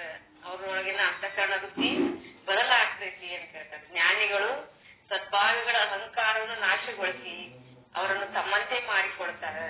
ಜ್ಞಾನಿಗಳು ಏನ್ ಮಾಡ್ತಾರೆ, ಅವರಲ್ಲಿರ್ತಕ್ಕಂಥ ಸೇವಾ ಮಾಡಿರ್ತಕ್ಕಂಥ ಒಂದು ಅಹಂಕಾರ ನಾಶ ಮಾಡಿ ನಾ ಹೆಂಗ ನಿರಭಿಮಾನಿ ನಿರಂಕಾರದ ಹಂಗನ ಅವರನ್ನು ಮಾಡಿಬಿಡ್ತಾರ ಅಂತಕ್ಕಂಥ. ಇದಕ್ಕಿಂತ ಹೆಚ್ಚಿ ಏನ್ ಫಲ ಬೇಕು ಅಂತ. ಈಗ ಮೂಲ ವಿಷಯಕ್ಕೆ ಬರುವ ಪರಬ್ರಹ್ಮದ ಲಕ್ಷಣಗಳೆಲ್ಲ ಒಂದೂ ಬಿಡದೆ ಆತ್ಮನಲ್ಲಿ ಇವೆ. ಈ ಪರಬ್ರಹ್ಮನ ಲಕ್ಷಣಗಳು ಸಹ ಇವು ಯಾವ ಒಂದು ಬಿಡದ ಆತ್ಮನಲ್ಲೇ ಸಹ ಅದಾವು ಅಂತ. ಅಂದ ಮೇಲೆ ಆತ್ಮನೇ ಬ್ರಹ್ಮನೇ ಕಲ್ಲ ಅಂದ್ಮೇಲೆ ಪರಬ್ರಹ್ಮನ ಲಕ್ಷಣ ಆತ್ಮನಲ್ಲಿ ಅದಾವಂದ್ಮೇಲೆ ಆತ್ಮನೇ ಬ್ರಹ್ಮ ಅಂತ ಯಾಕೆ ಅನ್ಬಾರ್ದು, ಬ್ರಹ್ಮನೇ ಯಾಕೆ ಆಗುದಿಲ್ಲ ಅಂತ. ಹಾಗನ್ನಲಿಕ್ಕೆ ಯಾಕೆ ಹಿಂದಿರ್ತೀರಿ? ಅದರಿಂದ ಹಾನಿ ಏನಿದೆ? ಹಾನಿ ಇದೇನು? ಹಾನಿ ಇಲ್ಲ ಅಷ್ಟೇ ಅಲ್ಲ, ಬ್ರಹ್ಮಾತ್ಮೈಕ್ಯ ಜ್ಞಾನದಿಂದ ಮಹಾಲಾಭವಿರುತ್ತದೆ. ಬ್ರಹ್ಮ ಮತ್ತು ಆತ್ಮನ ಐಕ್ಯದ ಈ ಜ್ಞಾನದಿಂದ ನಮಗ ಮಹಾಲಾಭ ಐತಿ. ಹಾಗೇ ತಿಳಿಯುವವನ ಕಿಂಚಿತ್ತತೆಯ ಭಾವವೂ ಹೋಗ್ತದೆ. ಹಂಗ ತಿಳಿಯೋದ್ರಿಂದ ಅವನ ಕಿಂಚಿತ್ ಭಾವನು ಹೋಗ್ತದೆ. ಭೇದ ಭಾವ ಅಳೆಯುತ್ತದೆ. ಅಖಂಡವಾಗಿ ಆನಂದದ ಪ್ರತೀತಿ ಆಗ್ತದೆ. ಅವನಲ್ಲಿ ಕಿಂಚಿತ್ ಭಾವ ಹೋಗಿ ಭೇದ ಭಾವ ಹೋಗಿ ಅಖಂಡವಾಗಿ ಇರ್ತಕ್ಕಂಥ ಆನಂದದ ಒಂದು ಅವನು ಅನುಭವ ಪಡಿತಾನೆ. ಎಲ್ಲರ ಮೇಲೆ ಏಕಾತ್ಮತೆಯ ನಿಸ್ಸೀಮ ಪ್ರೇಮ ಉದಯಿಸ್ತದೆ. ಎಲ್ಲರಲ್ಲಿ ಇರ್ತಕ್ಕಂಥ ಆತ್ಮ ಒಬ್ಬನೇ ಅಂತಕ್ಕಂಥ ಸೀಮ ಇಲ್ಲದ ಪ್ರೇಮ, ನಿಸ್ಸೀಮ ಪ್ರೇಮ ಅವನೊಳಗ ಉದಯಿಸ್ತದೆ ಅಂತ ಹೇಳ್ತಾರೆ. ಅದಕ್ಕಾಗಿ ಸಾಧಕರು ಸಚ್ಚಿದಾನಂದ ಪರಿಪೂರ್ಣ ಶಿವಸ್ವರೂಪನೇ ನಾನಿದ್ದೇನೆ ಎಂಬ ಭಾವದಿಂದ ಶಿವೋಹಂ ಅನ್ಬೇಕು. ನಾವು ಮನಸ್ಸ ಏನು ಅನ್ನುತ್ತೇವೆಯೋ ಹಾಗೆ ನಮ್ದು ಸ್ಥಿತಿ ಆಗ್ತತಿ. ಅಂದ್ರ ನಾನು ಸಾಧಕಾದವ, ನಾ ಸಚ್ಚಿದಾನಂದ ಪರಿಪೂರ್ಣ ಶಿವಸ್ವರೂಪ ನಾನದೀನಿ ಅಂತ ಭಾವ ಮಾಡ್ತಾ ನಾ ಶಿವೋಹಂ ಅಂತ ಹೋದಾಗ ನಮ್ ಮನಸ್ಸು ಏನಂತತಿ ನಮ್ಗೆ ಅದ ಸ್ಥಿತಿ ಬರ್ತಾ ಹೋಗ್ತತಿ ಅಂತ. ಏನೋ ಒಂದು ಗುಂಗಿಗಳು ಪತಂಗದ ಧ್ಯಾನ ಮಾಡಿದಾಗ ಅದು ಅದೇ ಆಗ್ತೈತಿ ಅಂತ ಹೇಳ್ತಾರಲ್ಲ, ಉದಾಹರಣೆ ಅದೇ ರೀತಿ ನಾವು ಏನು ಭಾವನೆ ಮಾಡ್ತೀವಿ ಅದ ಆಗ್ತೀವಿ ಅಂತ. ನಾವು ಮನಸ್ಸ ಏನ್ ಅನ್ನುತ್ತೇವೋ ಹಾಗೆ ನಮ್ಮ ಸ್ಥಿತಿ ಆಗ್ಬೋದು. ದಿನಾ ಮುಂಜಾನೆ ಎದ್ದ ಕೂಡಲೇ ಅರ್ಧ ತಾಸು ಅಥವಾ 1 ತಾಸು ತನ್ಮಯತೆಯ ಶಿವ ಧ್ಯಾನ ಮಾಡ್ಬೇಕು. ಅರ್ಧ ತಾಸಾಗಿ 1 ತಾಸು ಎದ್ದು ಕೂತು ನಾವು ತನ್ಮಯರಾಗಿ ಶಿವನ ಧ್ಯಾನ ಮಾಡ್ತಾ ಹೋಗ್ಬೇಕು. ಅದಕ್ಕೆ ನಿಮ್ಗೆ ಯಾರು ಬೇಡ ಅಂತಾರ? ಎದ್ದ ಮೇಲೆ ಧ್ಯಾನ ಮಾಡಬಾರ್ದೆಂದು ಕಾಯ್ದೆ ಏನಾದ್ರೂ ಅದೇ ಏನು ಇಲ್ಲ. ಹಾಗೇನಿಲ್ರಿ, ನಾವೇ ಧ್ಯಾನ ಮಾಡೋದಿಲ್ಲ ಅಂತ ಹೇಳ್ತಾರೆ ಶಿಷ್ಯರು. ಎಂದೆನ್ನುವುದಾದ್ರೆ ಎಲ್ಲಾ ತಪ್ಪು ಸಾಧಕನ ಕಡೆಗೆ ಬರ್ತದ. ನೀವು ಎದ್ದು ಧ್ಯಾನ ಮಾಡ್ಬೇಕು. ಸುಮ್ನ ಕುಂತ್ರೆ ಅಲ್ಲ ನಂಗೇನಾದ್ರೂ ಅದನ್ನ ಮಾಡ್ಬಾರ್ದು ಅಂತ ಹೇಳಿ ಇಲ್ಲ. ಮತ್ ನೀವು ಮಾಡ್ದ ಹೋದ್ರೆ ಆ ತಪ್ಪು ನಿಮ್ ಸಾಧಕನ ಕಡೆಗೆ ಬರ್ತದ. ನಮಗ ಸುಖಿ ಆಗ್ಲಿಕ್ಕೆ ಬೇಕಾದಷ್ಟು ಅವಕಾಶಗಳದಾವು, ಇದ್ರೂ ನಾವೇ ಸುಖಿ ಆಗುದಿಲ್ಲ. ನಮಗ ಸುಖದಿಂದ ಇರ್ಲಿಕ್ಕೆ ಬೇಕಾದಷ್ಟು ಅವಕಾಶದವು ನಾವನ್ನ ಉಪಯೋಗ ಮಾಡ್ಕೊಂಡು ನಾವು ಸುಖಿ ಆಗುದಿಲ್ಲ. ಮುಂಜಾನೆ ಹಾಗೂ ಸಂಜೆಗೆ ಆರಾಮವಾಗಿ ಅಡ್ಡಾಡ್ಲಿಕ್ಕೆ ಹೊರಗೆ ಹೋಗ್ತೀವಿ. ಯಾರ ಆತಂಕ ಇಲ್ದಾನ ಹೊರಗೆ ತಿರ್ಗಾಕ್ ಹೋಗ್ತೀವಿ. ಮನೆಯಲ್ಲಿ ಏನಪ್ಪಾ ಚಿಟ್ ಹಿಡಿಯುವಂತೆ ಮಾತಾಡ್ತಾ ಕುತ್ಕೊಳ್ಳೋಕ್ಕಿಂತ ಹೊರಗೆ ಬಯಲಿನಲ್ಲಿ ಅಡ್ಡಾಡಕ್ ಹೋಗ್ಬಾರ್ದು ಯಾಕ ಅಂತ ಹೇಳಿ ತಿರ್ಗಾಡಕ್ ಹೋಗ್ತೀವಿ ನಾವು. ಹಂಗ ಅದನ್ ಬಿಟ್ಟು ಹಾಗೆ ಮೇಲೆ ಹೇಳಿದಂತೆ ಏನ್ ಮಾಡ್ಬೇಕು, ನಾವು ಲಸಿಕಿನಾಗ ಸಾಯಂಕಾಲ ಎದ್ದು ಕೂತು ಸ್ವಲ್ಪ ಧ್ಯಾನ ಮಾಡ್ಬೇಕು. ಧ್ಯಾನದಿಂದ ನಿಮ್ಗೆ ಸಿಗುವಂತ ನಿವಾಂತ ಸುಖವನ್ನ ನೀವು ಯಾಕೆ ಅನುಭವಿಸಬಾರ್ದು ಅಂತ. ನಿತ್ಯವೂ ತಡವಾಗಿ ಹೇಳೋದು, ಎದ್ದು ಕೂಡಲೇ ತಡವಾಗಿ ಗಡಿಬಿಡಿ ಮಾಡಬಹುದು ಮತ್ತು ಮನೆಯವರೊಡನೆ ಜಗಳಾಡೋದು, ಈ ರೀತಿಗಿಂತಲ್ಲ ನಾವು ಮಾಡೋದ್ಕಿಂತ ಲಸಿಕಿನಲ್ಲಿ ಎದ್ದು ಶಾಂತ ರೀತಿಯಿಂದ ಶಾಂತಿ ಸುಖ ಸಮಾಧಾನದ ನಿಧಿಯಾದಂತ ಒಂದು ಆತ್ಮನ ಧ್ಯಾನ ಮಾಡೋದು ಒಳಿತಲ್ವೇ ಅಂತೇಳಿ ಹೇಳ್ತಾ ಇದ್ದಾರೆ ಗುರುಗಳು. ಇನ್ನು ಶಿವೋಹಮದ ಧ್ಯಾನಕ್ಕೆ ಅಭ್ಯಾಸವೆಂದೆಂದು ಅಂದಿದ್ದರೂ ಅದು ಕಷ್ಟದಾಯಕವಿರದೆ ಸುಖಕರವಿದೆ. ನೀವು ಶಿವೋಹಮದ ಧ್ಯಾನ ಅಭ್ಯಾಸ ಅಂತ ಅನ್ಕೊಳ್ಳೋದು ಅದನ್ನ ಕಷ್ಟದಾಯಕ ಇಲ್ಲ ನಿಮ್ಗೆ, ಅದರಿಂದ ನಿಮ್ಗೆ ಸುಖನ ಆಗ್ತದ. ಈಗ ಹೆಸರು ಔಷಧವೆಂದಿದ್ದರೂ ಸಹ ಹಾಲು ಸಕ್ಕರೆಯದೆ ಈ ಸಾಧನದಲ್ಲಿ ಕಿಂಚಿತ್ ಶ್ರಮವಿರದೆ ಪೂರ್ಣ ಸುಖ ಅದ. ನಿಮ್ಗೆ ಈ ಶ್ರಮ ಅಂತ ನೀವು ತಿಳಿದ್ರೆ ಧ್ಯಾನ ಮಾಡೋದು, ಇಲ್ಲಿ ಕಿಂಚಿತ್ ಶ್ರಮ ಇಲ್ಲಿ ನಿಮ್ಗೆ ಅದರಿಂದ ಪೂರ್ಣ ಸುಖ ಅದ ಎಂದ ಮೇಲೆ ಇದನ್ನು ಮಾಡ್ಲಿಕ್ಕೆ ಯಾಕೆ ಹಿಂಜರಿತೀರಿ? ಧ್ಯಾನ ಮಾಡ್ಲಿಕ್ಕೆ ಧ್ಯಾನಾಭ್ಯಾಸದ ಸುಖ ರೂಪತೆ ನಿಮ್ಗೆ ಕಂಡಿದ್ದರೆ ನೀವು ಅದಕ್ಕೆ ಬೇಸರಿಯಲಾರಿರಿ. ನೀವು ಧ್ಯಾನ ಮಾಡಿ ಅದ್ರ ಸುಖ ನೀವು ಸ್ವಲ್ಪ ಅನುಭವ ಆನಂದ ಆಗಿತ್ತು, ನೀವು ಖಂಡಿತ ಆಗಿದ್ರೆ ನೀವು ಅದಕ್ಕೆ ಬೇಸರ ಪಡ್ತಿದ್ದಿಲ್ಲ. ಅಮೃತವನ್ನು ಎಷ್ಟು ಕುಡಿದ್ರು ಹೇಗೆ ಇನ್ನೂ ಕುಡಿಬೇಕನ್ನಿಸ್ತದೆಯೋ ಹಾಗೆಯೇ ಈ ಸಾಧನವು ನಿಮಗೆ ಪ್ರಿಯವಾಗಬೇಕು. ನೀವು ಅಮೃತ ಕುಡಿದಾಗ ಒಂದು ಅದರಿಂದ ಆನಂದ ಸುಖ ಆದಾಗ ನೀವು ಕುಡಿಬೇಕು ಅನಿಸ್ತಿಲ್ಲ. ಹಂಗೆ ಸಾಧನ ನಿಮ್ಗ ಪ್ರಿಯ ಅನ್ಸ್ಲಿಕ್ಕೆ ಹತ್ತಂದ್ರೆ ನೀವು ಅದನ್ನ ಬಿಟ್ಟು ಬಿಡ್ಲಾರ್ದ ಮಾಡ್ಲಿಕ್ಕೆ ಪ್ರಯತ್ನ ಮಾಡ್ತೀರಿ ಅಂತ.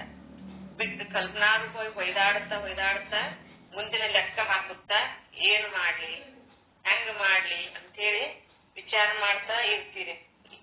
ಇನ್ ನೀವು ಪಂಚಾಕ್ಷರಿಯನ್ನ ಜಪಿಸುತ್ತಾ ದುಃಖಿ ಆಗ್ತೀರೇನು? ಇಲ್ಲ, ದುಃಖಿ ಆಗುವುದಿಲ್ಲ. ಆದ ಕಾರಣ ನೀವು ಸ್ವಲ್ಪ ಶಿವೋಹಮದ ಸಾಧನೆ ಮಾಡ್ತಾ ಹೋಗ್ರಿ ಅಂತಕ್ಕಂಥದ್ದನ್ನ ಇದರಿಂದ ನಿಮ್ಮ ಉನ್ನತ ಪ್ರಗತಿ ಆಗ್ತತಿ ಅಂತಕ್ಕಂಥ ಒಂದೆರಡು ಮಾತುಗಳನ್ನ ಗುರುಚರಣ ಅರ್ಪಿಸುತ್ತಾ ನನ್ನ ವಾಣಿಗೆ ವಿರಾಮ. ಓಂ ಶಾಂತಿ ಶಾಂತಿ ಶಾಂತಿ. ಇದುವರೆಗೆ ಶುದ್ಧ ಬ್ರಹ್ಮಣಿ ಗೌರನಂತೆಯವರು ಸುಲಭ ಆತ್ಮಜ್ಞಾನದ ವಿಚಾರವನ್ನ ತಿಳಿಸ್ತಾ ಈ ಶಿವೋಹಮದ ಒಂದು ಸಾಧನೆಯನ್ನ ತಿಳಿಸ್ಕೊಟ್ರು. ಜ್ಞಾನಿಗಳು ಯಾವಾಗಲೂ ನಿರಭಿಮಾನತೆಯಿಂದ ಇರ್ತಾರೆ. ಅವರಿಗೆ ಅಭಿಮಾನ ಅನ್ನೋದಿರುದಿಲ್ಲ. ಸ್ವಚ್ಛವಾದ ಕನ್ನಡಿಯಿಂದ ಇರ್ತಾರೆ. ಹಂಗ ಕನ್ನಡಿ ಸ್ವಚ್ಛವಾಗಿದ್ರ ಅದ್ರ ಮುಂದೆ ಯಾರು ನಿಂತಿರ್ತಾರ ಅವ್ರ ಮುಖವನ್ನ ಅದು ತೋರಿಸ್ತತಿ. ಹಂಗ ಅವರು ಒಂದು ಸ್ವಚ್ಛವಾದ ಕನ್ನಡಿ ಅಂತ ಇರ್ತಾರ. ಅವ್ರ ಪ್ರತಿಮಾನ ಅದ ತೋರಿಸ್ತತಿ. ಅದರಂತೆ ಅವರು ಯಾರು ಬರ್ತಾರ, ಶ್ರೀಮಂತರು ಬಂದ್ರ ಶ್ರೀಮಂತರಂತೆ ಮಾತಾಡ್ತಾರ, ಬಡವರು ಬಂದ್ರೆ ಬಡವರಂತೆ ಮಾತಾಡ್ತಾರೆ.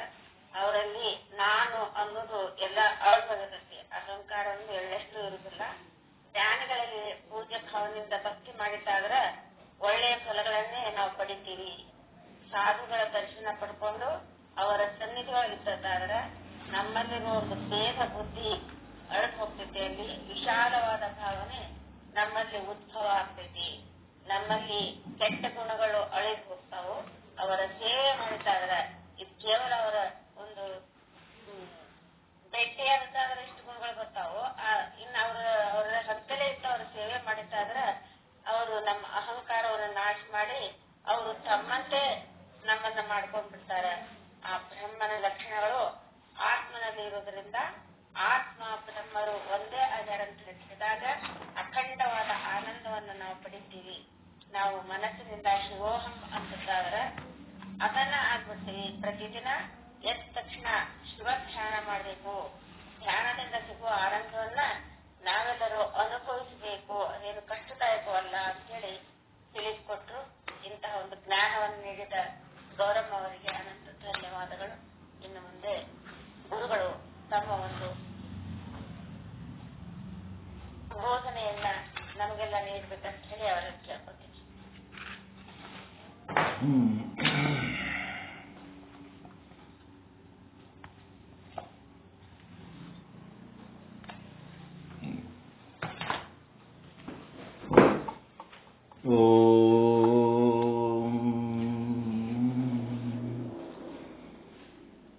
ಸದ್ಗುರು ಶ್ರೀ ಶುದ್ಧ ಬ್ರಹ್ಮಣೇ ನಮಃ.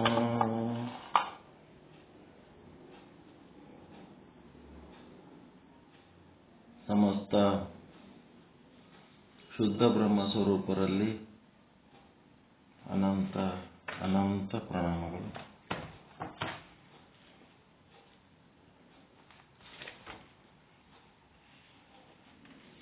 ಇದುವರೆಗೆ ತಮ್ಮ ಅನುಭವವನ್ನು ಹಂಚಿಕೊಂಡಂತ ಎಲ್ಲ ಶರಣೆಯರಿಗೂ, ಇಂದಿನ ಪಾಠದಲ್ಲಿ ಭಾಗವಹಿಸಿದ ಎಲ್ಲರಿಗೂ ಶರಣಾರ್ಥಿಗಳು. ಶ್ರೋತ್ರಿಯ ಬ್ರಹ್ಮನಿಷ್ಠ ಸದ್ಗುರು ಶ್ರೀ ಶಂಕರ ಭಟ್ಟ ಅಗ್ನಿಹೋತ್ರಿ ಇವರು ಮಾಡಿದ ವೇದಾಂತ ಪ್ರವಚನ, ಆ ವೇದಾಂತದ ಆಧಾರ ಯಾವುದಂದ್ರೆ ಮಹಾಲಿಂಗರಂಗರ ಅನುಭವಾಮೃತ ಎನ್ನುವ ಗ್ರಂಥವನ್ನು ಆಧರಿಸಿ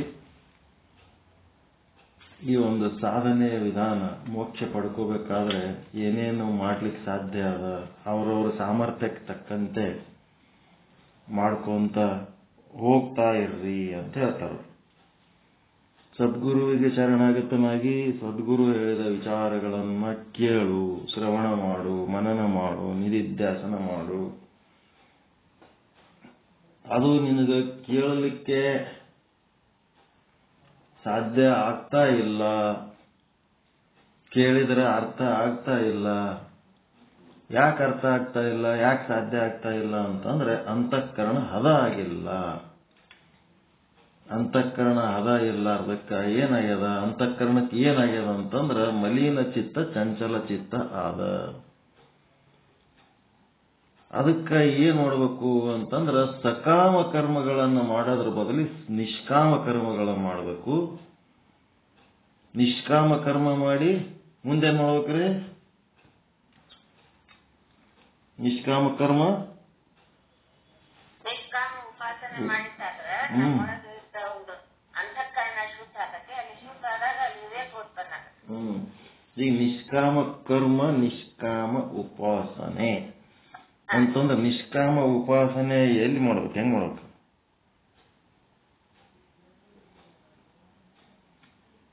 ಧ್ಯಾನ, ಪೂಜೆ ಎದರಾಗ ಮಾಡ್ಬೇಕು? ಎದರ ಕಡೆ ಧ್ಯಾನ?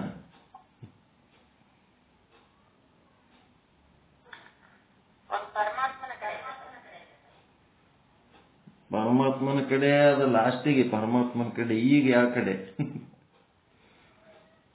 ನಿಷ್ಕಾಮ ಕರ್ಮದ ಕಡೆನೆ ನಿಷ್ಕಾಮ ಉಪಾಸನೆ. ನೀವೇನ್ ನಿಷ್ಕಾಮ ಕರ್ಮ ಮಾಡ್ತಿರಲ್ಲ, ಈಗ ನಿಷ್ಕಾಮ ಕರ್ಮ ಮಾಡ್ಬೇಕನ್ನೋದೇ ನಿಮ್ಮದು ಧ್ಯಾನ ಇರ್ಬೇಕು ಫಸ್ಟ್.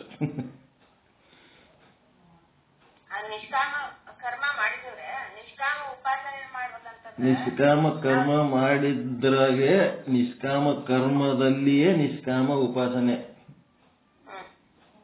ನಿರ್ಮಲ ಚಿತ್ತದಲ್ಲಿಯೇ ನಿಶ್ಚಲ ಚಿತ್ತ ಆಗ್ಬೇಕು, ನಿರ್ಮಲತೆನೇ ನಿಶ್ಚಲ ಆಗ್ಬೇಕು. ಹೌದಲ್ರಿ? ಈಗ ಸತ್ಸಂಗದಾಗ ನೀವು ಕೇಳಿ ನಿರ್ಮಲ ಆಗ್ತಿರಲ್ಲ, ಇದ್ರಾಗೆ ನಿಶ್ಚಲ ಆಗ್ಬೇಕೀಗ. ಈಗ ಇದನ್ನ ಬಿಟ್ಟು ಹೊರಗೆ ಹೋದ್ರಿ ಅಂತಂದ್ರೆ ಮತ್ತೆ ಮಲಿನ ಆಗ್ತದಲ್ಲ.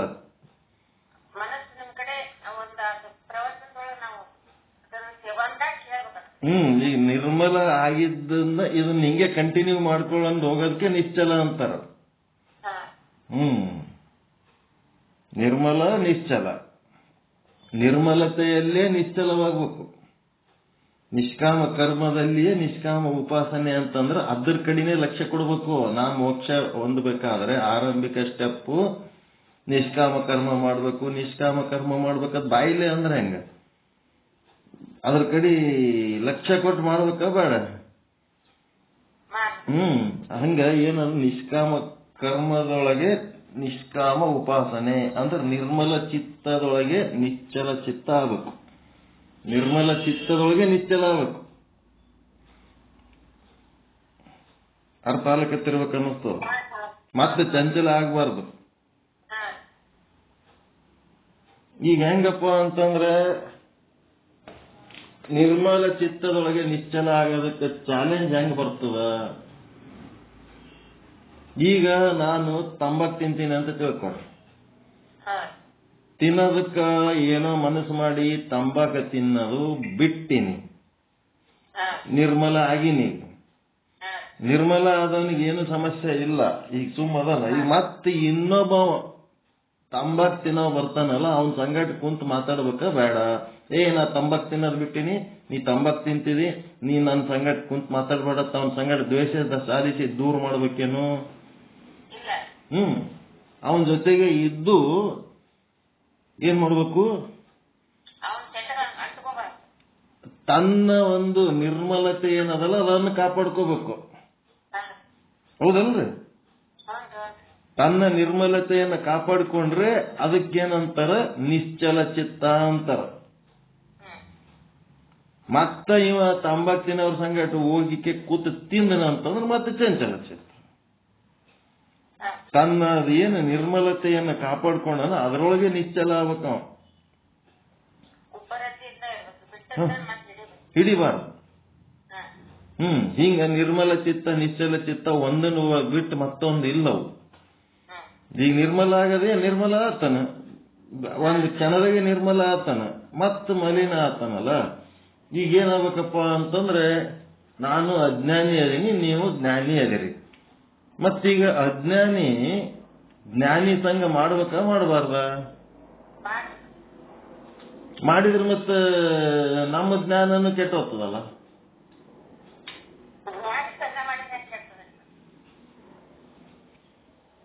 ಭವಿ ಸಂಘ ಮಾಡಬೇಡ, ಭವಿ ಸಂಘ ಭಕ್ತನಾಗಿ ಭವಿ ಸಂಘ ಮಾಡಬೇಡ ಅಂತ ಚನ್ನಬಸವಣ್ಣವ್ರು ಬರೀತಾ ಇರ್ತಾರೆ.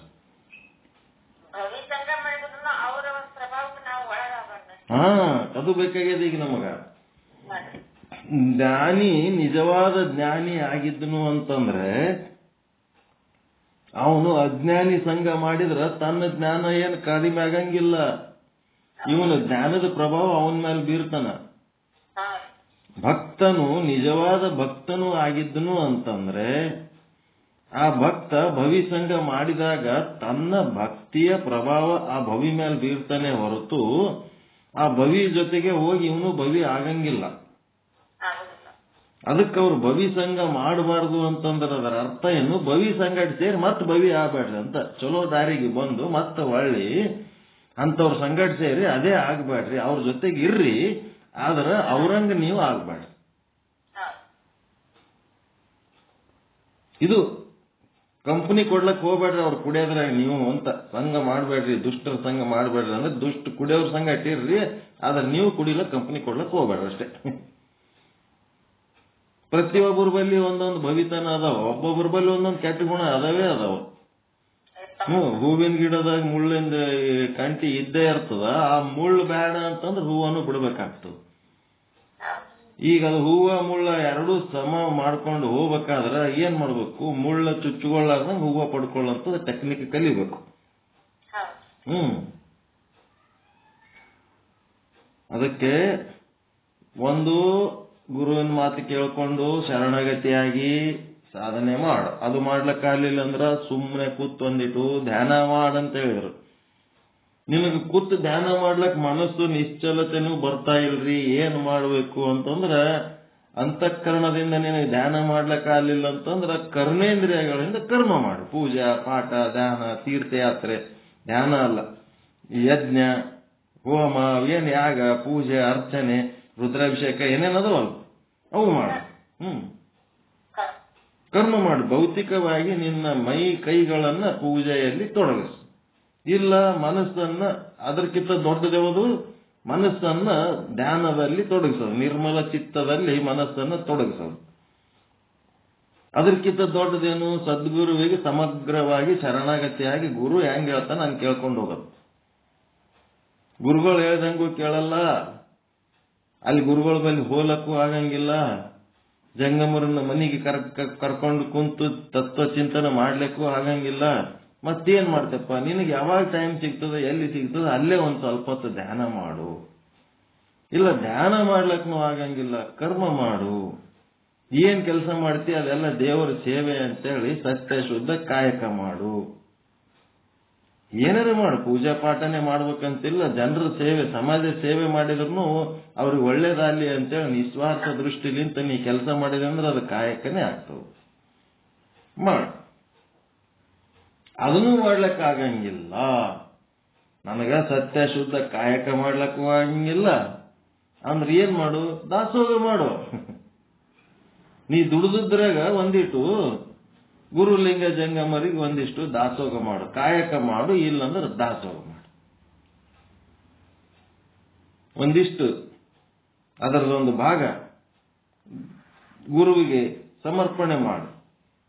ಆ ಗುರು ಏನ್ ತನ್ನ ಸ್ವಾರ್ಥಕ್ಕೆ ತಗೊಳ್ಳಂಗಿಲ್ಲ, ನಿನ್ನ ಹತ್ಲಿದೆ ದ್ರವ್ಯವನ್ನ ತಗೊಂಡು ಮತ್ತೆ ಸಮಾಜಕ್ಕೆ ವಿನಿಯೋಗ ಮಾಡ್ತಾನೆ.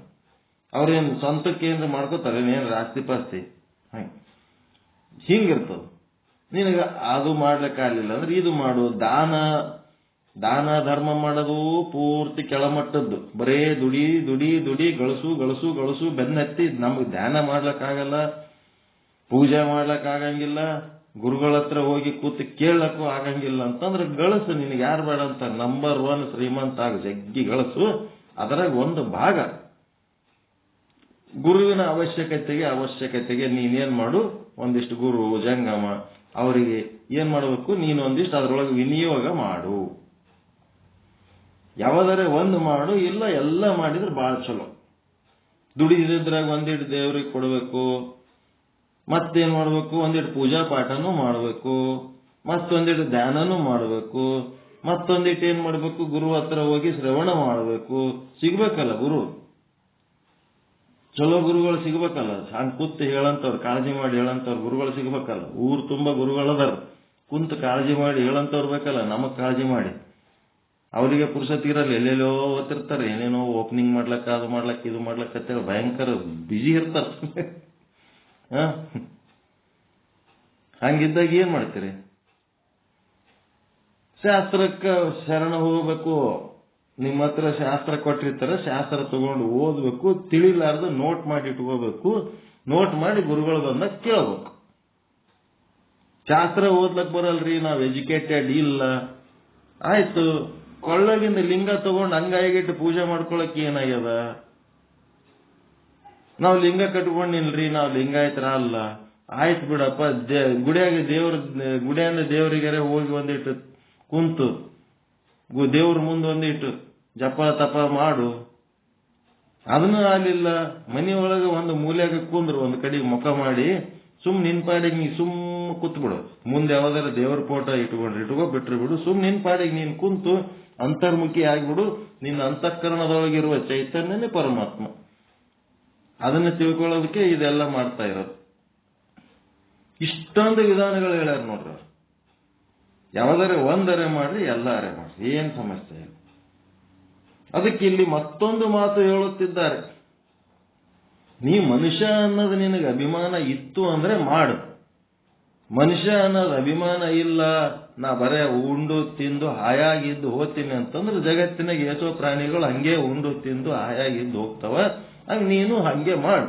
ಆಹಾರ, ನಿದ್ರೆ, ಭಯ, ಮೈಥುನ ಇದೇ ನಿನಗೆ ಸೀಮಿತ ಆಗಿತ್ತು ಅಂದ್ರೆ ಒಂದು ಪಶು ಅಂತ ಅನಿಸುವ, ಪಶುವಿನ ಬದುಕು ಮಾಡಿ ಪಶುವಿನ ಹಾಗೆ ಇದ್ದು ಪಶುವಿನ ಹಾಗೆ ಹೋಗು. ನಿನಗೆ ಮನುಷ್ಯ ಜನ್ಮದ ಅಭಿಮಾನ ಅನ್ನೋದು ಇತ್ತು ಅಂತಂದ್ರೆ ಇವೆಲ್ಲ ಮಾಡಬೇಕು. ಇವೆಲ್ಲ ಮಾಡ್ಲಿಕ್ಕಾಗಲಿಲ್ಲ ಅಂದ್ರೆ ಅಟ್ಲೀಸ್ಟ್ ಒಂದಾದ್ರೂ ಮಾಡಬೇಕು. ಇಲ್ಲಿ ತನ ಹೇಳಿದ್ರದು ಸಾರಾಂಶ ಇದೆ, ಹೌದಾ ಅಲ್ಲ? ಈಗ ಅಲ್ಲಿಂದ ಇಲ್ಲಿ ತನ ಪ್ರವಚನ ಹೇಳಿದ್ರ ಸಾರಾಂಶ ಇಷ್ಟೇ ಅದಲ್ರಿ? ಏನ್ ಮತ್ತೇನದ ಇದ್ರೆ ಇಷ್ಟೇ ಅದ. ಇಷ್ಟನ್ನೇ ಅವರು ಬಿಡಿಸಿ ಬಿಡಿಸಿ ಸರಳ ಮಾಡಿ ಸ್ಟೆಪ್ ಬೈ ಸ್ಟೆಪ್ ಹೇಳ್ಕೊತ ಹೋಗ್ತಾ ಇದ್ದಾರೆ.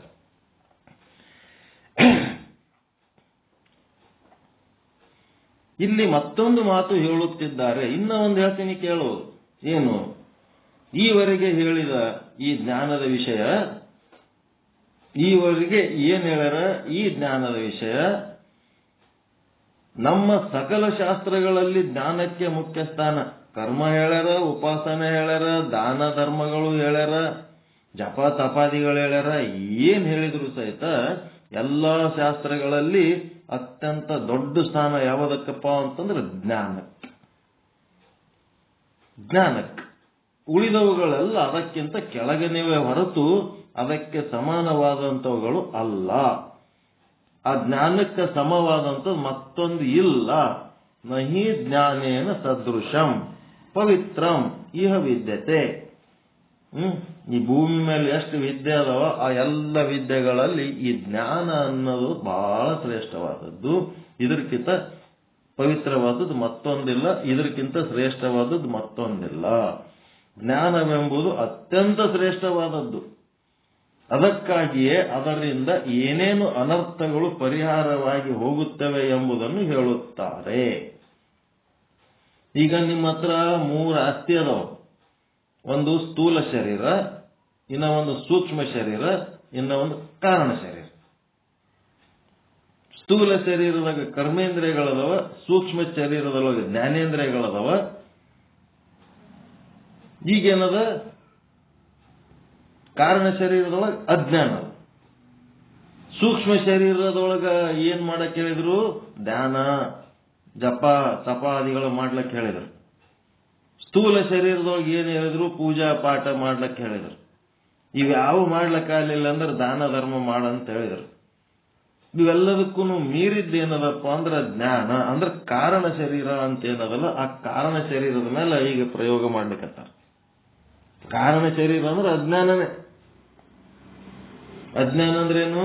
ಈ ದೇಹವೇ ನಾನು, ಜೀವ ನಾನು, ಆತ್ಮ ಅನ್ನೋದು ನನಗೆ ಗೊತ್ತಿಲ್ಲ, ಬ್ರಹ್ಮ ಅನ್ನೋದು ನನಗೆ ಗೊತ್ತಿಲ್ಲ. ಅದೇ ಅಜ್ಞಾನ. ಹುಟ್ಟವನು ನಾನು, ಸಾಯವನು ನಾನು, ಬರೋವನು ನಾನು, ಹೋಗವನು ನಾನು, ಪಾಪ ಮಾಡವ ನಾನು, ಪುಣ್ಯ ಮಾಡವ ನಾನು, ಸುಖ ಅನುಭವಿಸುವ ನಾನು, ದುಃಖ ಅನುಭವಿಸುವ, ಇದೆಲ್ಲ ಅಜ್ಞಾನ. ಇವು ಯಾವು ನಂದಲ್ಲ. ಅವು ಕರ್ಮೇಂದ್ರಿಯ ಮತ್ತು ಜ್ಞಾನೇಂದ್ರಿಯ, ಸ್ಥೂಲ ಶರೀರ, ಸೂಕ್ಷ್ಮ ಶರೀರಗಳ ಕಾರ್ಯ. ಈ ಜಗತ್ತಿನಾಗ ಅದು ಏನೇನೋ ಮಾಡಿ ಬರ್ತದ, ಏನೇನೋ ಮಾಡಿ ಓದ್ತದ, ಮತ್ತೇನೋ ಮಾಡ್ಲಿಕ್ಕೆ ಬರ್ತದ, ಅದ್ರ ಕೆಲಸ ನಡೆದದ. ಅದ್ರೊಳಗೊಂದು ಏನದಂತಂದ್ರೆ ನಿಶ್ಚಲವಾದಂತ ಒಂದು ವಸ್ತು ಅದ. ಆ ವಸ್ತು ನಮಗ ಗುರುತಿಸ್ಲಕ್ ಬರ್ಲಾರ್ದಂಗ ಆವರಣ ಆಗ್ಯದ. ಅದಕ್ಕೆ ಅಜ್ಞಾನ ಅಂತಾರ. ಆ ಆವರಣವನ್ನ ನಾವು ಕಳ್ಕೊಂಡು ನಾವು ಜ್ಞಾನಿಗಳಾಗಿ ಆ ವಸ್ತುವನ್ನು ಗುರುತಿಸಿ ಆ ವಸ್ತುನೇ ನನ್ನ ಸ್ವರೂಪ ಅಂತ ತಿಳ್ಕೊಂಡ್ರೆ ಜ್ಞಾನ ಸಾಧನೆ, ಜ್ಞಾನ ಯೋಗ ಸಾಧನೆ. ಅದಕ್ಕೆ ಈ ಜ್ಞಾನದ ಮಹತ್ವ ಹೇಳ್ತಾರ. ಇದು ಮಾಡಿದ್ರೆ ಉಳಿದದ್ದು ಯಾವುದು ಏನು ಮಾಡೋ ಅವಶ್ಯಕತೆ ಇಲ್ಲ. ಎಲ್ಲ ಅದ್ರ ಕೆಳಗಿನೂ ಇದಾವ. ದೊಡ್ಡದೊಂದು ಇನ್ವರ್ಟರ್ ಹಾಕೊಂಡ ಮೇಲೆ ಮುಂದೆ ಮೇಣಬತ್ತಿ ಹಚ್ಕೊಳ್ಳೋ ಅವಶ್ಯಕತೆ ಇಲ್ಲ. ಅವಶ್ಯಕತೆ ಇಲ್ಲ ಅಂದ್ರೂ ಮಾಡ್ಬೇಕಾ ಮಾಡಬಾರ್ದು? ಅವಶ್ಯಕತೆ ಇಲ್ಲ ಅಂದ್ರೆ ಮಾಡಬೇಕು, ಮಾಡಬಾರ್ದು. ಎರಡದ ಪದ್ಧತಿ. ಮಾಡಬಾರದು ಅನ್ನೋದು ಆರೂಢ ಪದ್ಧತಿ, ಮಾಡಬೇಕು ಅನ್ನೋದು ವೀರಶೈವ ಪದ್ಧತಿ. ಮಾಡಬೇಕು ಅಂತಂದ್ರೆ ಎದಕ್ಕದು ಮಾಡ್ಬೇಕಂದ್ರೆ ಮುಂದಿನವರಿಗೆ ದಾರಿ ತೋರ್ಸೋದಕ್ಕೆ ಮಾಡ್ಕೋತಿರ್ಬೇಕು. ಆರೂಢ ಪದ್ಧತಿ ಒಳಗೆ ಏನದ ಮುಂದಿನವ್ರಿಗೆ ದಾರಿ ತೋರ್ಸೋದು, ತಾನು ಮ್ಯಾಲೆ ಏರಿ ನಿಚ್ಚಣಿಕೆ ಹೋಗದಂಗ, ಏನು ಮಾಡ್ಲಾರ್ದಂಗ, ಏನ್ ಮಾಡಿ ಮ್ಯಾಲೆ ಹೋಗ್ಯಾನಂತೆ ಗೊತ್ತಿಲ್ಲ, ಹೆಂಗ್ ಹೋಗ್ಯಾನ ಗೊತ್ತಿಲ್ಲ, ಹಂಗಾಗ್ಬಿಡ್ತು. ಹಿಂದಿನವರಿಗೆ ಅದು ದಾರಿ ಸಿಗಲ್ಲ. ಇಲ್ಲಿ ಏನಾಗ್ತದ,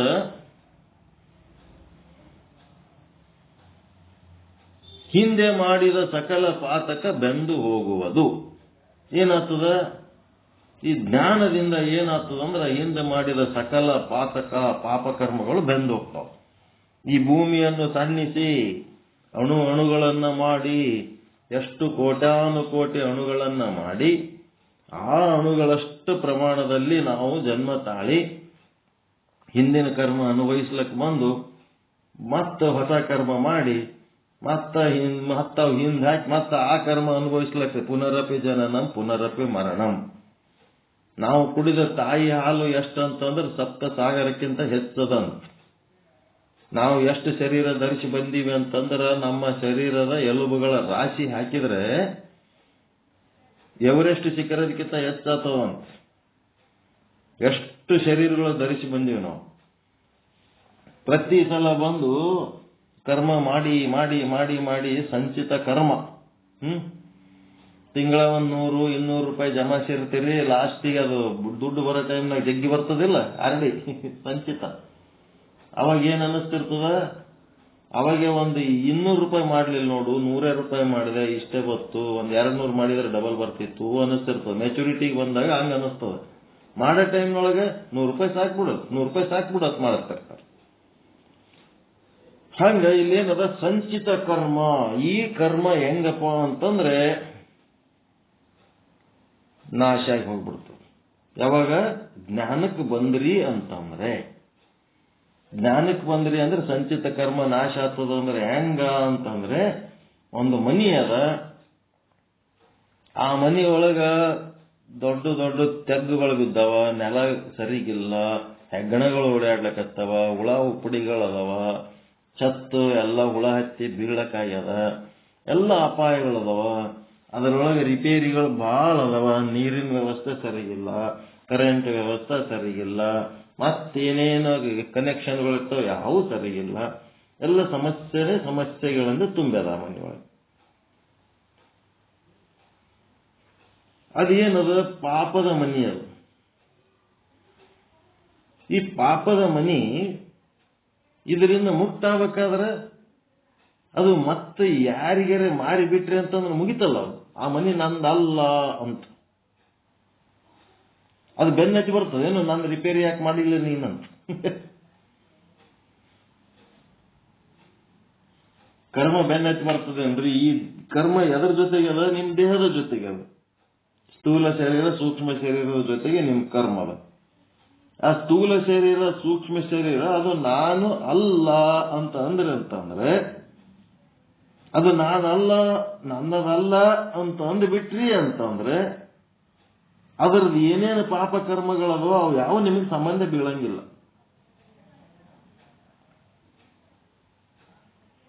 ಅದು ನಂದು ಅನ್ನೋ ತನಕನೇ ನಿಮಗದು ಸಂಬಂಧ ಬೀಳ್ತದೆ. ಈಗ ನೀವು ಮಾಡಿದ ಹಿಂದಿನ ಕರ್ಮಗಳೆಲ್ಲ ನಿಮ್ಗೆ ಯಾಕೆ ಗಂಟು ಬಿದ್ದಾವ ಹೇಳ್ರಿ? ನಿಮ್ಗೆ ಯಾಕೆ ಈ ದೇಹ ನಾನು ಅಂದದ್ದಕ್ಕೆ ಹಿಂದಿನ ಕರ್ಮಗಳ ಫಲ ಸ್ವರೂಪವಾಗಿ ಈ ದೇಹ ನಮಗ್ ಬಂದವ.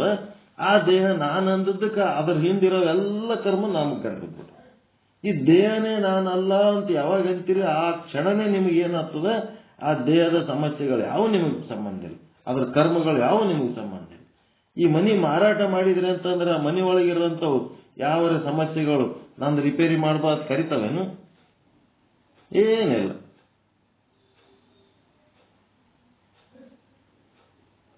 ಮಠದ ಎದುರಿಂದ ಕಾರಿಂದ ಹೇಳಿದ್ನಲ್ಲ, ಮಠದ ಎದುರ ಸಾವುಕಾರ ಕಾರ್ ತಗೊಂಡಿರ್ತಾನ. ಆ ಕಾರ್ ಏನಾಗಿರ್ತದ, ಒಂದಿನ ದಗ ಉರಿತಿರ್ತದ, ಬೆಂಕಿ ಹಚ್ಚಿಬಿಟ್ಟಿರ್ತದ. ಸಾವುಕಾರ ಎಲ್ಲ ಹೊರಗೆ ಹೋಗಿರ್ತಾನ, ಸಾವುಕಾರಕ್ಕೆ ಒಬ್ಬಾಕಿನೇ ಇರ್ತಾಳ. ಬಹಳ ತುಟ್ಟಿ ಕಾರ್, ಬೆಂಕಿ ಹಚ್ಚದ, ಉರಿಲಕತ್ತದ, ಲಬ ಹೊಯ್ಕೊಂಡು ಅಳ್ಳಕತ್ತಾಳ. ಬರ್ರಿ ಕಾರ್ ಸುಡ್ಲಕತ್ತದ, ಬರ್ರಿ ಕಾರಿಗೆ ರಕ್ಷಣೆ ಮಾಡಿ ಬರ್ರಿ, ನೀರ್ ಹಾಕಿ ಬರ್ರಿ, ಏನ್ ಮಾಡಿ ಬರ್ರಿ ಎಲ್ಲರಿಗೆ ಕರೆಯಕತ್ತಾಳ. ಅಷ್ಟೊತ್ತಿಗೆ ಒಬ್ರು ಯಾರೋ ಫೋನ್ ಹಚ್ಚಿ ಸಾವುಕಾರಗ ಒಂದು ಸ್ವಲ್ಪ ತಿಳಿಸು ಏನಾಗ್ಯದ ಅಂತ ಫೋನ್ ಹಚ್ಚಿ ಕೊಡ್ತಾರ. ಅವಾಗ ಸಾವುಕಾರ ಫೋನ್ನಾಗ ಏನಾಯ್ತು, ಕಾರ್ ಬೆಂಕಿ ಹಚ್ಚಿ ಸುಡ್ಲಕತ್ತದ. ಕಾರ್ ಬೆಂಕಿ ಹಚ್ಚಿ ಸುಡ್ಲಕತ್ತದ ಅಂತಂದ್ರ ನೀ ಯಾಕೆ ಹೇಳಕತ್ತಿದ ಅಂತ ಗಂಡ. ನೀ ಯಾಕೆ ಹೇಳಕತ್ತಿದ್, ಎಷ್ಟು ಕಾಲದೇ ಮಾಡ್ಲಕತ್ತಿದಲ್ಲಿ, ಎಷ್ಟು ಮಂದಿಗೆ ಜಮಾಯಿಸಿದಲ್ಲ, ಯಾಕ ಮತ್ ನಮ್ಮ ಕಾರಿಗೆ ಬೆಂಕಿ ಹಚ್ಚೋದು ಅಂತಂದ್ರೆ ಯಾಕೆ ನಾವು ಅಳಬಾರ್ದು, ನಮ್ಗೆ ತ್ರಾಸ ಆಗ್ಲಕತ್ತದ ನಮ್ಮ ಕಾರ್. ಅದು ನಿನ್ನೆ ರಾತ್ರಿ ಆ ಮಠದ ಸ್ವಾಮಿಗೆ ಮಾರಿಬಿಟ್ಟಿನಿ, ನಮ್ಮ ಕಾರ್ ಅಲ್ಲದು, ಈಗ ಅದು ನಮ್ಮ ಕಾರ್ ಅಲ್ಲ ಅಂತ ಅಂದ ಕೂಡ್ಲೇನೆ ಅಷ್ಟು ಗಲಾಟೆ ಮಾಡಕ್ ಒಂದೇ ಕ್ಷಣದಾಗ ಗಪ್ ಆಗ್ಬಿಟ್ಲ, ತಣ್ಣಗಾಗ್ಬಿಟ್ಲ. ನಮ್ಮ ಕಾರ್ ಅಲ್ಲ, ನಿನ್ನ ರಾತ್ರಿನ ಎಲ್ಲ ರೊಕ್ಕ ಅದ್ರ ಏನ್ ಕಾರಿಂದ ಎಲ್ಲ ಕೊಟ್ಬಿಟ್ಟನ ಸ್ವಾಮಿ, ಸೆಟ್ಲ್ ಆಗ್ಬಿಟ್ಟದ. ಮಠದ ಕಾರ್ ಮಠದ ಕಾರ್ ಅದ, ನಮ್ಮ ಕಾರ್ ಅಲ್ಲ ಈಗ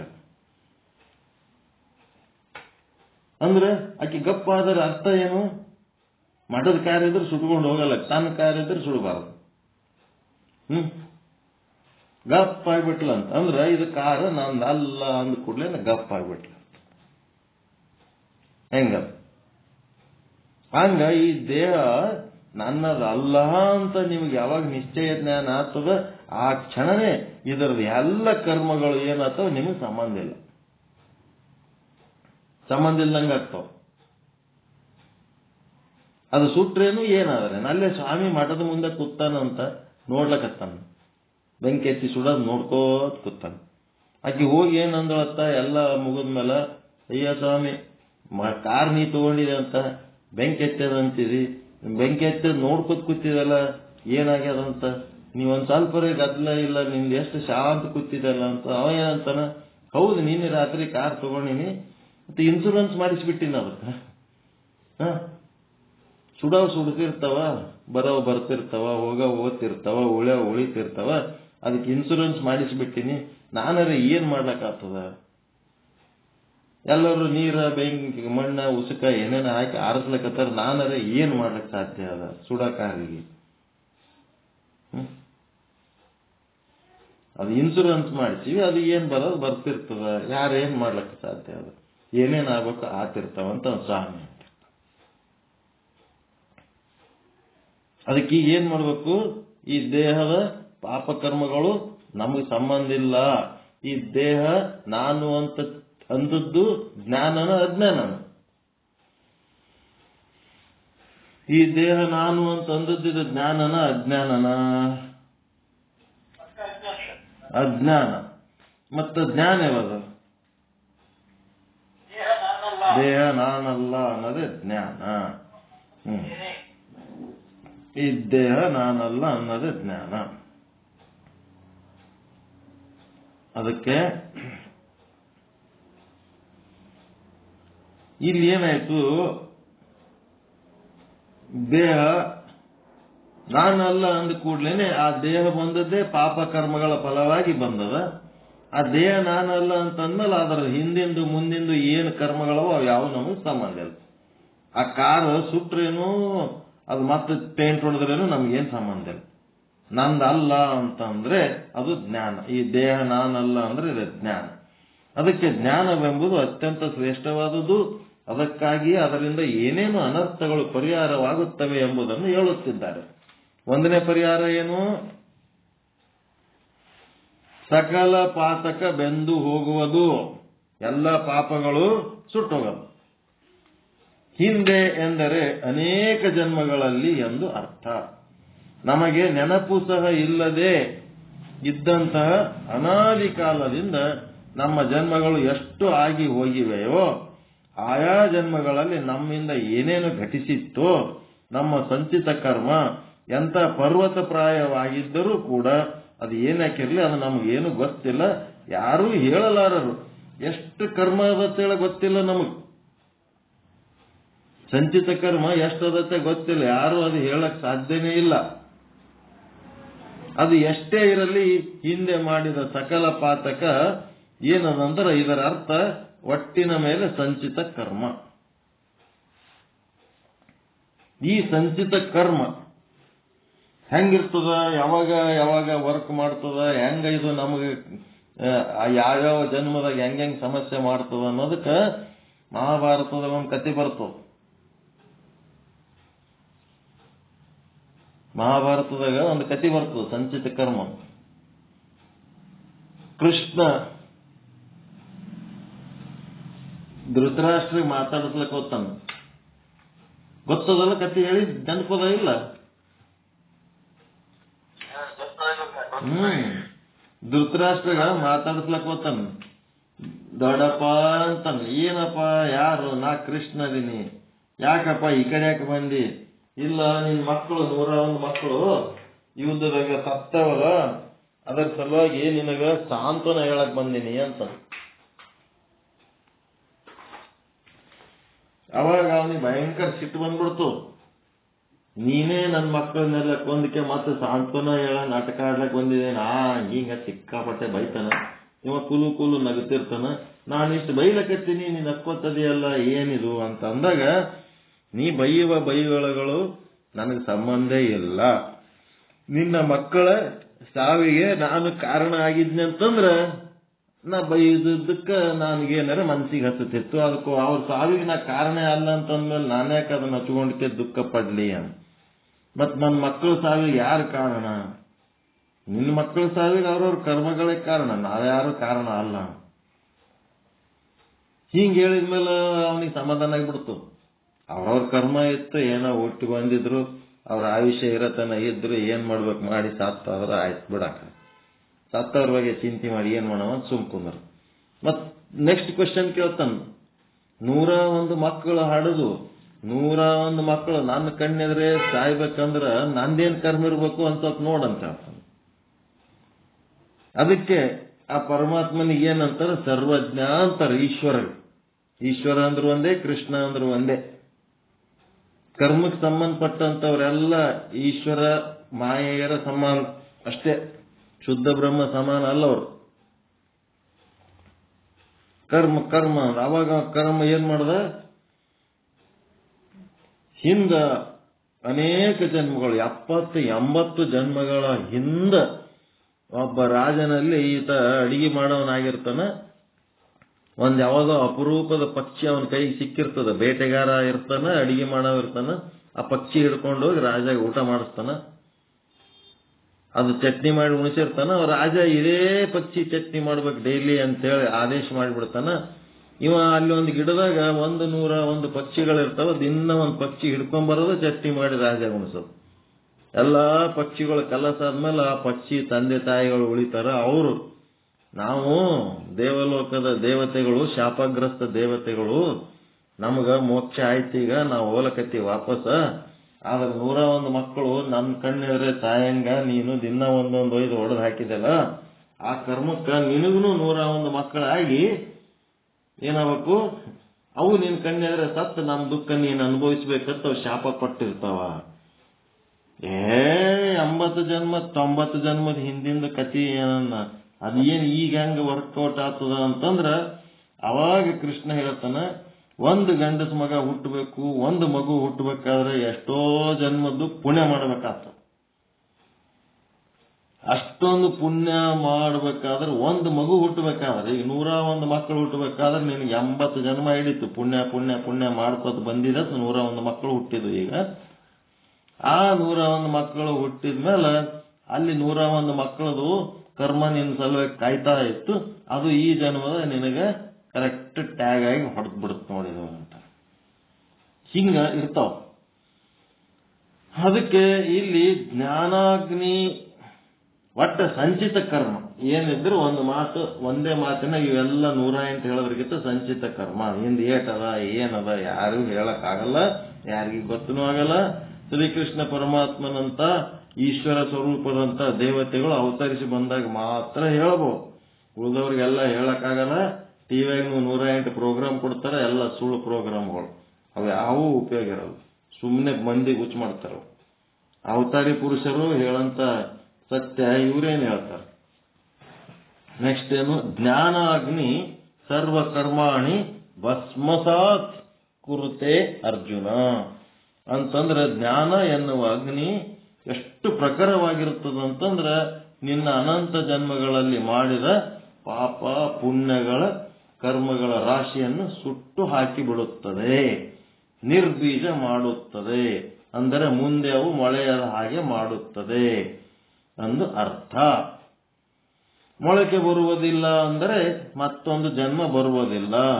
ಯಾರು ಆ ಕರ್ಮದ ಬೀಜಗಳನ್ನು ಸುಟ್ಟಿಲ್ಲವೋ, ಆ ಕರ್ಮದ ಬೀಜಗಳು ಜ್ಞಾನಾಗ್ನಿಯಿಂದ ಹುರಿದಿದ್ದು ಅಂತಂದ್ರೆ ಅವು ಮತ್ತೆ ಮೊಳಕೆ ಒಡೆಯಂಗಿಲ್ಲ. ಮತ್ತು ಜ್ಞಾನಾಗ್ನಿಲಿಂದ ಸುಟ್ಟಿಲ್ಲ ಅಂತಂದ್ರೆ ಅವು ಏನಾಗ್ತವ, ಮತ್ತೆ ಜರ್ಮಿನೇಟ್ ಆಗ್ತಾವ ಅಂತಂದ್ರೆ ಮತ್ತೆ ಅವು ಏನಾಗ್ತವ, ಮೊಳಕೆ ಹೊಡಿತಾವ. ಆ ಕರ್ಮಗಳ ಬೀಜ ಸುಟ್ಟಿಲ್ಲ, ಮತ್ತೆ ಅದೇ ಬೀಜ ಒಳ್ಳೆಯದಿತ್ತೆಂದರೆ ಇಂದಿನ ನಾಳೆ ದಿವಸ ಅದು ಹುಟ್ಟುತ್ತದೆ. ಆದರೆ ಹುರಿದ ಬೀಜ ಬೇಕಾದಷ್ಟು ಉತ್ತಮ ಗೊಬ್ಬರ ಹಾಕಿ ಸರ್ಕಾರದವರು ಉತ್ತಮೋತ್ತಮವಾದ ಸಾಮಗ್ರಿ, ಔಷಧ ವಗೈರೆ ಕೊಡುತ್ತಾರಲ್ಲ, ಹುರಿದ ಬೀಜ ಬಿತ್ತಿ ಅವುಗಳನ್ನು ಎಷ್ಟು ಹಾಕಿದ್ರೂ ಮೊಳೆಯುವುದಿಲ್ಲ. ಹಾಗೆ ಜ್ಞಾನಾಗ್ನಿಯಿಂದ ಸುಟ್ಟು ಹೋದ ಬೀಜದಂತೆ ಕಂಡು ಬಂದರೂ ಬೀಜವೇನೂ ಹೋಗಿರುವುದಿಲ್ಲವಾದರೂ ಬೀಜ ನೋಡಕ್ಕೆ ಕಾಣಿಸ್ತದೆ, ಆದರೆ ಅದು ಮುಂದೆ ಮೊಳಕೆ ಆಗುವುದಿಲ್ಲ. ಬೀಜ ಹೋಗಿಲ್ಲ, ಎಷ್ಟು ಹುರಿದ್ರು ಅದು ಬೀಜ ಹೋಗಿಲ್ಲ, ಬೀಜ ಹಂಗೆ ಆದ ಮುಂದೆ ಮೊಳಕೆ ಆಗಂಗಿಲ್ಲ. ಅದಕ್ಕೆ ಹೇಳ್ತಾರೆ ವಚನಗಳಲ್ಲಿ ವಾಕ್ಯಗಳು ಏನಂತಂದ್ರ, ಹುರಿದ ಹುರುಳಿಯಂತೆ. ಜ್ಞಾನಾಗ್ನಿಯಿಂದ ಸುಟ್ಟಂತ ಕರ್ಮಗಳು ಹೆಂಗಿರ್ತಾವ ಅಂದ್ರ ಹುರಿದ ಹುರುಳಿಯಂತೆ, ಮತ್ತೆ ಬೆಂದ ನುಲಿಯಂತೆ. ಹಗ್ಗ, ಸುಟ್ಟ ಹಗ್ಗ ಹೆಂಗಿರ್ತದ ಅಂದ್ರ ನೋಡೋದಕ್ಕೆ ಕಣ್ಣಿಗೆ ಹಗ್ಗದಂಗೆ ಕಾಣ್ತದ, ಅದು ಸುಟ್ಟು ಹೋಗ್ಯದ. ಆದ್ರೆ ಸುಟ್ಟಂಗೆ ಏನು ಕಾಣಲ್ಲ, ಹಗ್ಗ ಇದ್ದಂಗೆ ಕಾಣ್ತಿರ್ತದ. ಆ ಹಗ್ಗ ತಗೊಂಡು ಏನ್ರೆ ಕಟ್ಲಕ್ ಹೋಗ್ಬೇಕಂದ್ರೆ ಕೈಗೆ ಬೂದಿ ಬರ್ತದೆ. ಹಂಗೆ ಬೆಂದ ನುಲಿಯಂತೆ ನಮ್ಮ ಕರ್ಮದ ಬೀಜಗಳು ಬೆಂದು ಹಗ್ಗ ಆದಂಗಾಗಿರ್ತಾವ, ಇಲ್ಲಂದ್ರೆ ಹುರಿದ ಬೀಜ ಆದಂಗಾಗಿರ್ತಾವ. ಅವು ಮತ್ತೆ ಮುಂದೆ ಯಾವ ಕೆಲಸಕ್ಕೂ ಬರಲ್ಲ. ಅದಕ್ಕೆ ಜ್ಞಾನಾಗ್ನಿಯಿಂದ ಸುಟ್ಟು ಹೋದ ಬೀಜದಂತೆ ಕಂಡು ಬಂದರೂ, ಬೀಜ ಆದಂದ್ರೂ ಅದು ಬೀಜ ಏನು ಹೋಗಿರಂಗಿಲ್ಲ, ಆದರೂ ಸಹಿತ ಮುಂದೆ ಮೊಳಕೆ ಆಗುವುದಿಲ್ಲ. ಆ ಬೀಜಗಳನ್ನು ತಿನ್ನಲಿಕ್ಕೆ ಮಾತ್ರ ಉಪಯೋಗಿಸಬಹುದು. ಹುರ್ಕೊಂಡು ತಿಂತಿರಲ್ಲ, ಶೇಂಗಾ ಬೀಜ, ಅವು ಇವು ಕಡ್ಲಿ ಬೀಜ ಹುರ್ಕೊಂಡು ತಿನ್ಬಹುದು ಅಷ್ಟೇ ಹೊರತು ಬೆಳೆ ತೆಗಿಲಕ್ಕೆ ಬರಂಗಿಲ್ಲ, ಬೆಳೆ ತೆಗೆದುಕೊಳ್ಳಲಿಕ್ಕೆ ಬರುವುದಿಲ್ಲ. ಹೀಗಾಗಿ ಜ್ಞಾನಿಗೆ ಭೋಗ ಅಷ್ಟೇ ಪ್ರಾರಬ್ಧ, ಭೋಗ ಮುಗಿಯುವವರೆಗೆ ಅಷ್ಟೇ ಹೊರತು ಈಗ ಏನೇನು ಕರ್ಮಗಳು ಮಾಡಿದ್ದಾನೋ ಇವು ಎಲ್ಲವೂ ಜ್ಞಾನ ಎಂಬ ಅಗ್ನಿಯಿಂದ ಸಂಚಿತ ಆಗಾಮಿ ಕರ್ಮಗಳೆಲ್ಲ ನಾಶವಾಗಿ ಹೋಗುತ್ತವೆ. ಪ್ರಾರಬ್ಧ ಕರ್ಮವು ಭೋಗದಿಂದ ಹೋಗುತ್ತದೆ. ಹೀಗಾಗಿ ಅವನಿಗೆ ಮತ್ತೆ ಹುಟ್ಟಲಿಕ್ಕೆ ಬೇಕಾದ ಸಾಮಗ್ರಿ ಎಂದೇನಿದೆಯಲ್ಲ ಅಲ್ಲಿ ಏನು ಉಳಿದಿರುವುದಿಲ್ಲ. ಆದ್ದರಿಂದ ಅವನು ಮುಂದೆ ಹುಟ್ಟುವುದಿಲ್ಲ. ಈ ಪ್ರಾರಬ್ಧ ಕರ್ಮ ಅಂತದಲ್ಲ, ಇದು ಏನದ ಭೋಗಿಸಿಯೇ ತೀರಬೇಕು. ಹೆಂಗ್ ಮಾಡ್ತೀರಿ? ಪ್ರಾರಬ್ಧ ಕರ್ಮ ಭೋಗಿಸಿಯೇ ತೀರಬೇಕು ಅಂತಂದ್ರೆ ಹೆಂಗ?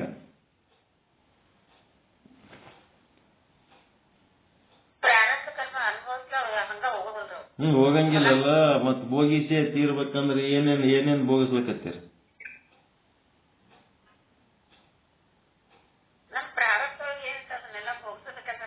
ಏನ್ ಭೋಗಿಸ್ಲಕತ್ತೀರಿ ಹೇಳ್ರಿ? ನಿಮ್ ಪ್ರಾರಬ್ಧದಾಗ ಏನದ, ಏನ್ ಭೋಗಿಸ್ಲಕತ್ತೀರಿ? ಪ್ರಾರಬ್ಧ ಅಂದ್ರೆ ನೀವು ಭೋಗಿಸ್ಲಕತ್ತಿದ್ರಾಗ ಯಾವ್ದಕ್ ಪ್ರಾರಬ್ಧ ಅಂತೀರಿ?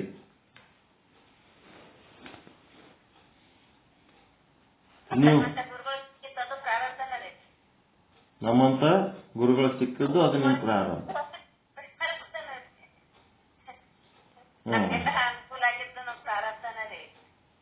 ಏನ್ ಅನುಕೂಲ ಇದೆ? ಫಸ್ಟ್ ಈಗ ಪ್ರಾರಬ್ಧ ಹೆಂಗಿರ್ತದ? ನಮ್ಮ ಮಗಳು ಬೇಕಾದಷ್ಟು ದವಾಖಾನಿ ವೈಭವ ಏನೆಲ್ಲ ಇತ್ತು, ಆದ್ರೂ ಸಹಿತ ಅಲ್ಲೇ ಡಿಸೈಡ್ ಆಯ್ತು, ಅಲ್ಲೇ ದವಾಖಾನೆಗೆ ಅಲ್ಲೇ ಆಗ್ತದಂತ ಎಲ್ಲರೂ ಡಿಸೈಡ್ ಮಾಡಿದ್ರು, ಅಲ್ಲೇ ಆಗ್ತದಂತ ಎಲ್ಲರದು ವಿಚಾರ ಇತ್ತು. ಅಕಸ್ಮಾತ್ ನಮ್ಮ ಮಿಸ್ಸಸ್ ಇಲ್ಲಿ ಎಲ್ಲ ಮನಸ್ಸಿಗೆ ಅವು ಏನೋ ಎಳ್ಳು ತೊಂಬ, ಸಜ್ಜಿ ತೊಂಬ, ಅದು ಶೇಂಗಾಪ ತೊಂಬ, ಏನೇನೋ ಮಾಡ್ತೀನಿ ಅನ್ನೋದು, ಅದೆಲ್ಲ ಮಾಡಿದ್ರೆ ಯಾರು ತಿಂತಾರ? ಸುಮ್ಮ ಆಧಾರ್ ಕಾರ್ಡ್ ಪುಕ್ಷಟೆ ಇರ್ತದ ತಗೊಂಡು ಕುಂತ ಹೋಗ್ಬಿಡುತ್ತ ಅವ್ರ ಮನೆಗೆ 5-6 ಮಂದಿ ಅನ್ಕಂದೇರು ಹೊಲಗಳದಾವ ಯಾರ್ದಾರ ಒಬ್ರು ಹೊಲಕ್ಕೆ ಹೋಗು ಏನಾರ ತಿಂದು ಅಲ್ಲ ನಮಗಂತ ಏನೂ ರೂಢಿ ಇಲ್ಲ ಏನಿಲ್ಲ ಹೋಗುವ ಅಂತ ಕಳಿಸ್ಕೊಟ್ಟು ಆಕೆ ಸುಮ್ ಕುಂದಿರ್ಲಾರ್ದು ಅಲ್ಲಿಗೆ ಬಂದೀನಿ ಕುಷ್ಟಗಿಗೆ ಬಂದೀನಿ ಅಂತ ಮಗಳಿಗೆ ಫೋನ್ ಮಾಡಿದ್ರ ಆ ಮಗಳು ಇಲ್ಲಿಗೆ ಬನ್ನಿ ಅರ್ಧ ದಾರಿ ಬಂದಿದ್ದು ಈ ಕಡೆ ಬಂದು ಹೋಗ್ಬೇಕು ಆಕಿ ಯಾವಾಗ ಹೋಗ್ಯಾಳ ತಾಯಿ ಅಲ್ಲಿ ಹೋದ ಕೂಡಲೇ ಆಕೆ ವಿಚಾರ ಚೇಂಜ್ ಆಗಿಬಿಡುತ್ತೆ ನಮ್ಮ ಮನ್ಯಾಗ ತವ್ರ ಮನೆಗೆ ಹೋಗಿ ನಾ ಬಾಣೆತನ ಮಾಡ್ಕೊ ಏನು ಒಂದೇ ಸಲಕ್ಕೆ ಹಿಂಗೆಲ್ಲ ಚೇಂಜಸ್ ಆಗಿಬಿಡುತ್ತೆ ಚೇಂಜ್ ಆದ್ಮೇಲೆ ಇಲ್ಲಿಗೆ ಬಂದ್ರು ಇಲ್ಲಿ ಬಂದ ಒಮ್ಮಿದೊಮ್ಮಿಗೆ ಅವ್ರಿಗೆ ಪರೇಶಾನ ಅವರೆಲ್ಲರೂ ಇಲ್ಲೇ ಇರ್ತಾರ ಅವ್ರು ನಿಶ್ಚಿಂತ ಇದಾರ ಅವ್ರ ಮನೆಯವರು ಈಕಿ ಒಮ್ಮಿದೊಮ್ಮಿಗೆ ಡಿಸಿಷನ್ ಚೇಂಜ್ ಮಾಡೋಣ ಮತ್ತು ಬರ್ತೀನಿ ಅಂತಾಳ ಫೋನ್ ಮಾಡಿಗಳು ಮತ್ತು ಅವ್ರ ಮನೆಗೆ ಅವ್ರು ಬಂದಕ್ಕೆ ಅವ್ರವ್ರು ಏನು ಮಾಡ್ಕೋಬೇಕು ಪದ್ಧತಿ ಪ್ರಕಾರ ನಾವೇ ಬೇಡ ಅನ್ಬೇಕು ಬರ್ರಿ ಮಾಡೋಣ ಎಲ್ಲ ಅಂತ ಆ ಕೂಸು ಜನ್ಮದ ಸ್ಥಳ ಕೂಸಿನ ಜನ್ಮ ಸ್ಥಳ ಅಲ್ಲಿ ರಾಮದುರ್ಗದಾಗ ಆತದಂತ ನಮಗಿದ್ರ ಅದು ಎಲ್ಲಿಗೆ ಬರ್ತದ ರಾಯಚೂರಿಗೆ ಬರ್ತದೆ ಇಲ್ಲಿ ಬಂದು 4 ದಿನದಾಗ ಮತ್ತ ಇನ್ನ 15-20 ದಿವಸ ಟೈಮ್ ಇತ್ತು 4 ದಿನದಾಗ ಅವ್ ನೀರ್ ಕೆಲಸ ಆಗ್ಯಾವ ಅದಕ್ಕೆ ಕೆಲಸ ಆಗ್ಯಾವತ್ತೆ ಅವನ ಜನ್ಮಸ್ಥಳ ರಾಯಚೂರ ಪ್ರಾರಬ್ಧ ಬರ್ತ್ ಪ್ಲೇಸ್ ಫಿಕ್ಸ್ ಇದು ಅದು ಏನ್ ಓಡ್ಕೊತ ಬಂದು ದಮ್ ಬಿಟ್ಕೋತ ಬಂದನ ಬಂದು ಇಲ್ಲಿ ಹುಟ್ಟ್ಯಾನ ಏನ್ ಮಾಡ್ಬೇಕು ಅವನಿಗೆ ಪ್ರಾರಬ್ಧ ಮತ್ತೆ ಅದು ಏನು ಚೇಂಜ್ ಮಾಡ್ಲಕ್ ಆಗಂಗಿಲ್ಲ ಅವನ ಪ್ರಾರಬ್ಧದಾಗ ಅದು ಅದ ಭೋಗ ಅಂತಾರೆ ಇದಕ್ಕೆ ನೆಕ್ಸ್ಟ್ ಏನದ ಅವನ ತಂದೆ ಮತ್ತು ಅವನ ತಾಯಿ ಮಗುವಿನ ತಂದೆ ಮತ್ತು ತಾಯಿ ಅವರು ರಾಜ ಮಹಾರಾಜರಿರ್ಬೋದು ಮತ್ ಬೇರೆ ಯಾವುದೋ ಸ್ಥಿತಿಗತಿ ಒಳಗಿರ್ಬೋದು ಅವು ಚೇಂಜ್ ಮಾಡ್ಲಕ್ ಬರಂಗಿಲ್ಲ ನಮ್ಮ ತಂದೆ ಎಂಥವದನ ಮತ್ತು ಅವನಿಗೇನು ಚೇಂಜ್ ಮಾಡ್ಲಕ್ ಬರ್ತದ ಅನುಭವಿಸ್ಲೇಬೇಕು ಅವ ಎಂಥವದನ ಅವನ ಕೈಯಾಗೆ ಬೆಳಿಬೇಕು ನಾವು ತಾಯಿ ಎಂತಕ್ಕೆದಾಳ ಆಕಿ ಕೈಯಾಗೆ ಬೆಳಿಬೇಕಲ್ಲ ಮತ್ ನಾವು ಇದು ಪ್ರಾರಬ್ಧ ಅಲ್ಲ ಇದು ಅವನಿಗೆ ಸಿಕ್ಕ ಪರಿವಾರ ಸುತ್ತಮುತ್ತಲಿನ ಪರಿವಾರ ಬಂಧು ಬಳಗ ಆಸ್ತಿ ಪಾಸ್ತಿ ಅವನು ಹುಟ್ಟಿದ ಊರ ಮತ್ತ ದವಾಖಾನಿ ಹಾಸ್ಪಿಟಲ್ ಡಾಕ್ಟರ್ ನರ್ಸ್ ವ್ಯವಸ್ಥೆ ಅವನ ಜೀವನದಾಗ ಏನೇನು ಭೋಗಗಳು ಅವೆಲ್ಲ ಪ್ರಾರಬ್ಧನೆ ಈ ಕಟ್ಟಿಕೊಂಡು ಗಂಡ ಹೆಂಡತಿ ಮಕ್ಕಳು ಇವೆಲ್ಲ ಪ್ರಾರಬ್ಧ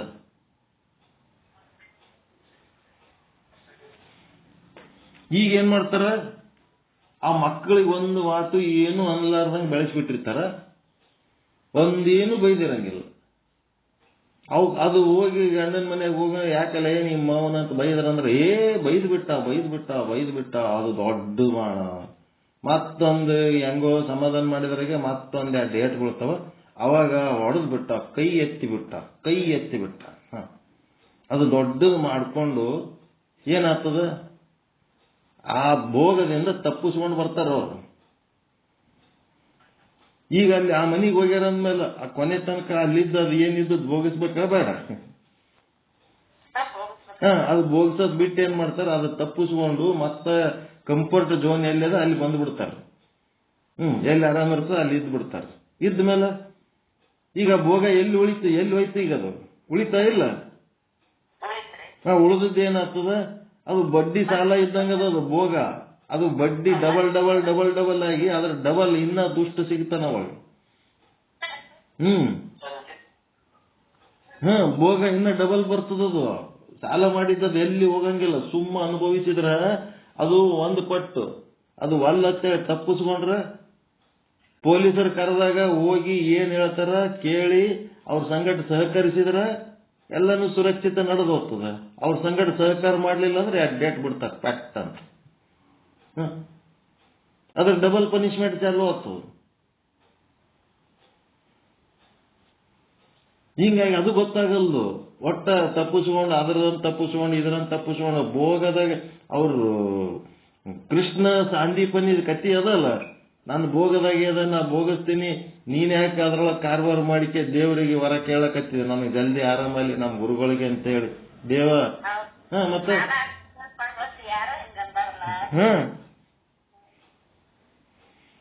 ವೇದ ಧರ್ಮ ಏನಂತ ಸಾಂದೀಪನಿ ವೇದ ಧರ್ಮ ಬಂದದ್ದು ಭೋಗಿಸ್ಬೇಕು ಅನ್ನೋಂಥದ್ದು ಬರ್ಲಿ ಅಂತ. ಅದಕ್ಕ ಪ್ರಾರಬ್ಧ ಅನ್ನೋದು ಇದು ಭೋಗಿಸಿಯೇ ತೀರಬೇಕು. ಮತ್ತೆ ಸಂಚಿತ ಕರ್ಮ, ಆಗಾಮಿ ಕರ್ಮಗಳು ಏನದವ, ಅವು ಏನದವ, ಮುಂದೆ ಫಲ ಕೊಡವು, ಹಿಂದೆ ಫಲ ಕೊಟ್ಟು ಮತ್ತೇನೇನದವ, ಎಲ್ಲ ಕರ್ಮಗಳು ನಾಶ ಆಗಿ ಹೋಗ್ಬಿಡ್ತವ. ಪ್ರಾರಬ್ಧ ಕರ್ಮ ಏನು ಮಾಡ್ಲಿಕ್ಕೆ ಆಗಂಗಿಲ್ಲ. ಶ್ರೀಕೃಷ್ಣ ಸಹಿತ ಜೈಲಿನಾಗ ಹುಟ್ಟಿದ.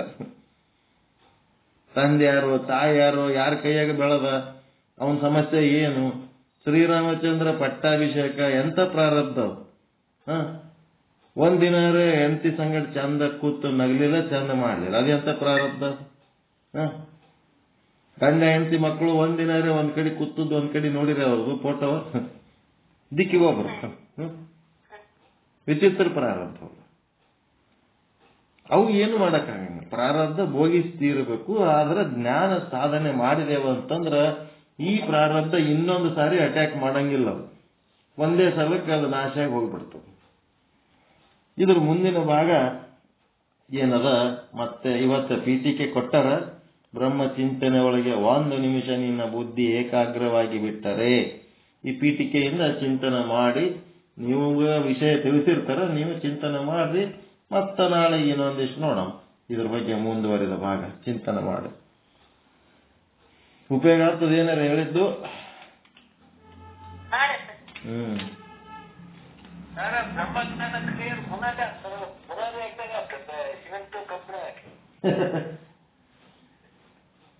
ನೀವೇನ್ ಮತ್ತೆ ಇವತ್ತು ಬರೋ ಪ್ರೋಗ್ರಾಮ್ ಅದ ಏನ ನಿಮ್ದು?